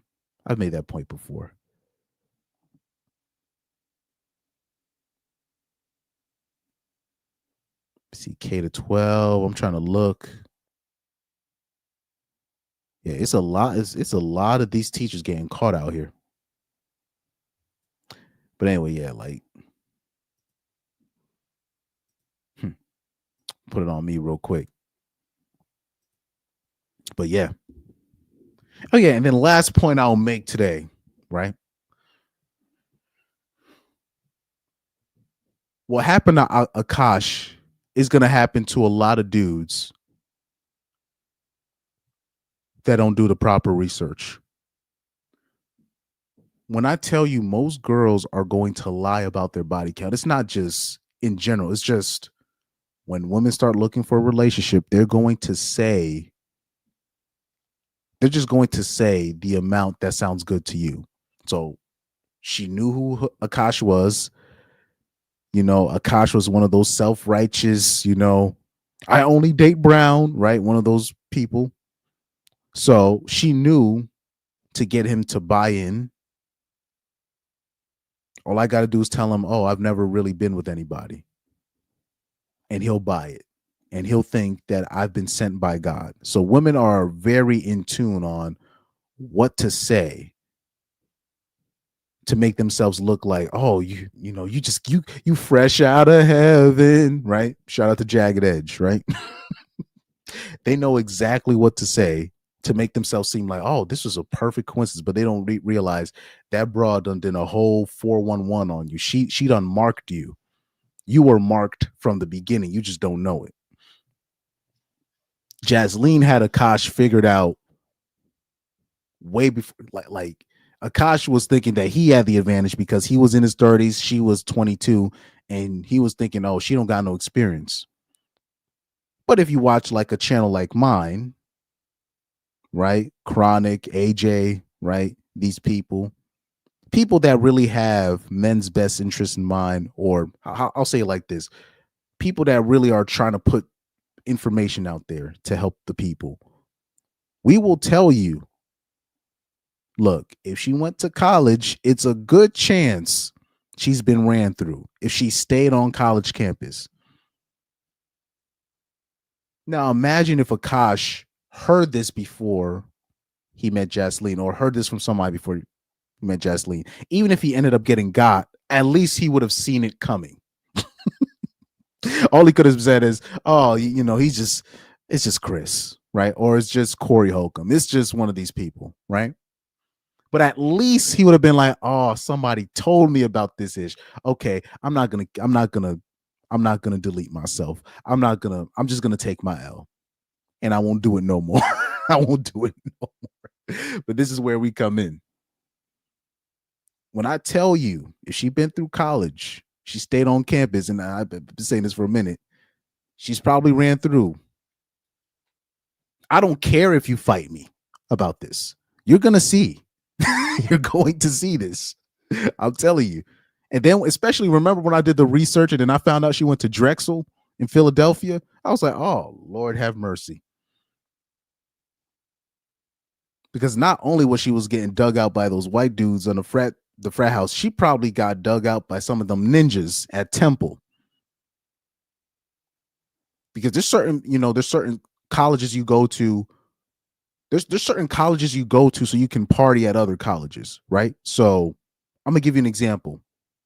There's a college in Connecticut. I don't want to say the name.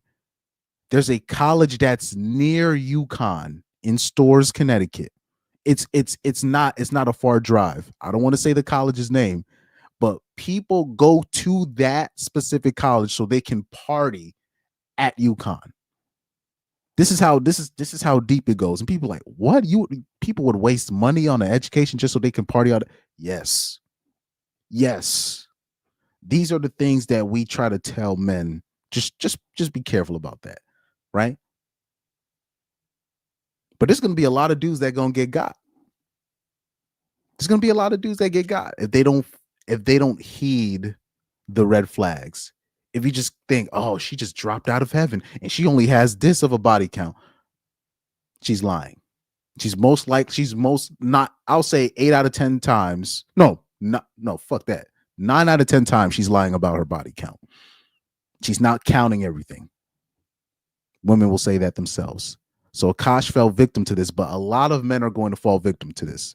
It's going to be a lot because there's a lot of dudes, particularly, conservative dudes, they don't have enough experience with women. They don't have enough sexual experience with women, right? So they don't know they don't know the strategy. They don't know girl game, right? We got game for men. We got game for dudes, right? But there's girl game out here. How girls be playing ninjas. How women have game for ninjas to women. Women got more game than ninjas nowadays. So when I tell you, even though you think you're in your 30s and you're just getting started with your sexual journey and you're getting with a 22-year-old broad and you thinking, oh, I got it in over her. No, she has way more. A 22-year-old woman has way more sexual experience than the average 32-year-old man. Or 35-year-old man. Trust me when I say this. It's like it's night and day difference. It's night and day difference, especially nowadays. It's not 24, 25 or 26, 22. I'm hearing bitches at 22, 21 years old talking about I'm tired. I'm tired of the streets. And they 21, 22 years old. Y'all not ready. You guys are not ready. I'm not saying you guys in general. I'm talking about men in general. They're just not ready. They don't understand the advantage that the average young woman has on 30-year-old men, let alone men their age, let alone. Their experience it's a whole she done been flown out already by that time. She'd have been pissed on. She'd have been on a dartboard, spread eagle for a rich older white dude. She'd have been piped out by the football team. I don't care how fat she is. It probably has happened. She done had trains ran on her. And then here you are, you're just a regular dude, just, missionary, doggy style. You probably met one chick that gave you reverse cowgirl one time. And that's the extent of the freaky that you've been to. And meanwhile, she done been tied up. She done been put in handcuffs. She done been put on she been put on dinner plates, stuff like they put an apple in her mouth. She done been through all of that. I talk about at age 23. And you think, and then you have somebody like an Akaash who's in his 30s, he thinking he got the advantage. When you don't know, you don't know.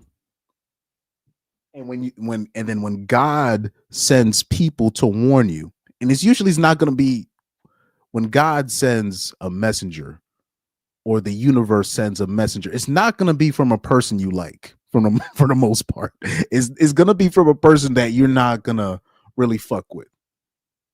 Ideologically or philosophy wise or religion wise. It's not going to be from a person that you're going to like. And God sent him many messengers, even in the form of fresh and fraud. Other comedians probably warned him, gave him subtle warnings, but people will dismiss it.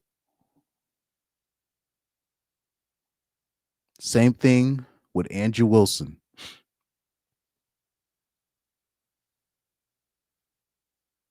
He knows he's fucked up. He knows. That's why he's drinking all the time. That's why he be smoking all them cigarettes. but like I said before, this is gonna happen to a lot of men, particularly with men that doesn't have a lot of experience. There's gonna be a lot of dudes. They're gonna get caught out with older women or with single moms in general, and think they're gonna be thinking they're doing the right thing, but they're getting played. So these dudes, they got to watch out. They really got to watch out here. Let me read these last couple of chats. I don't know why my mouse don't want to work right now. Oh, man.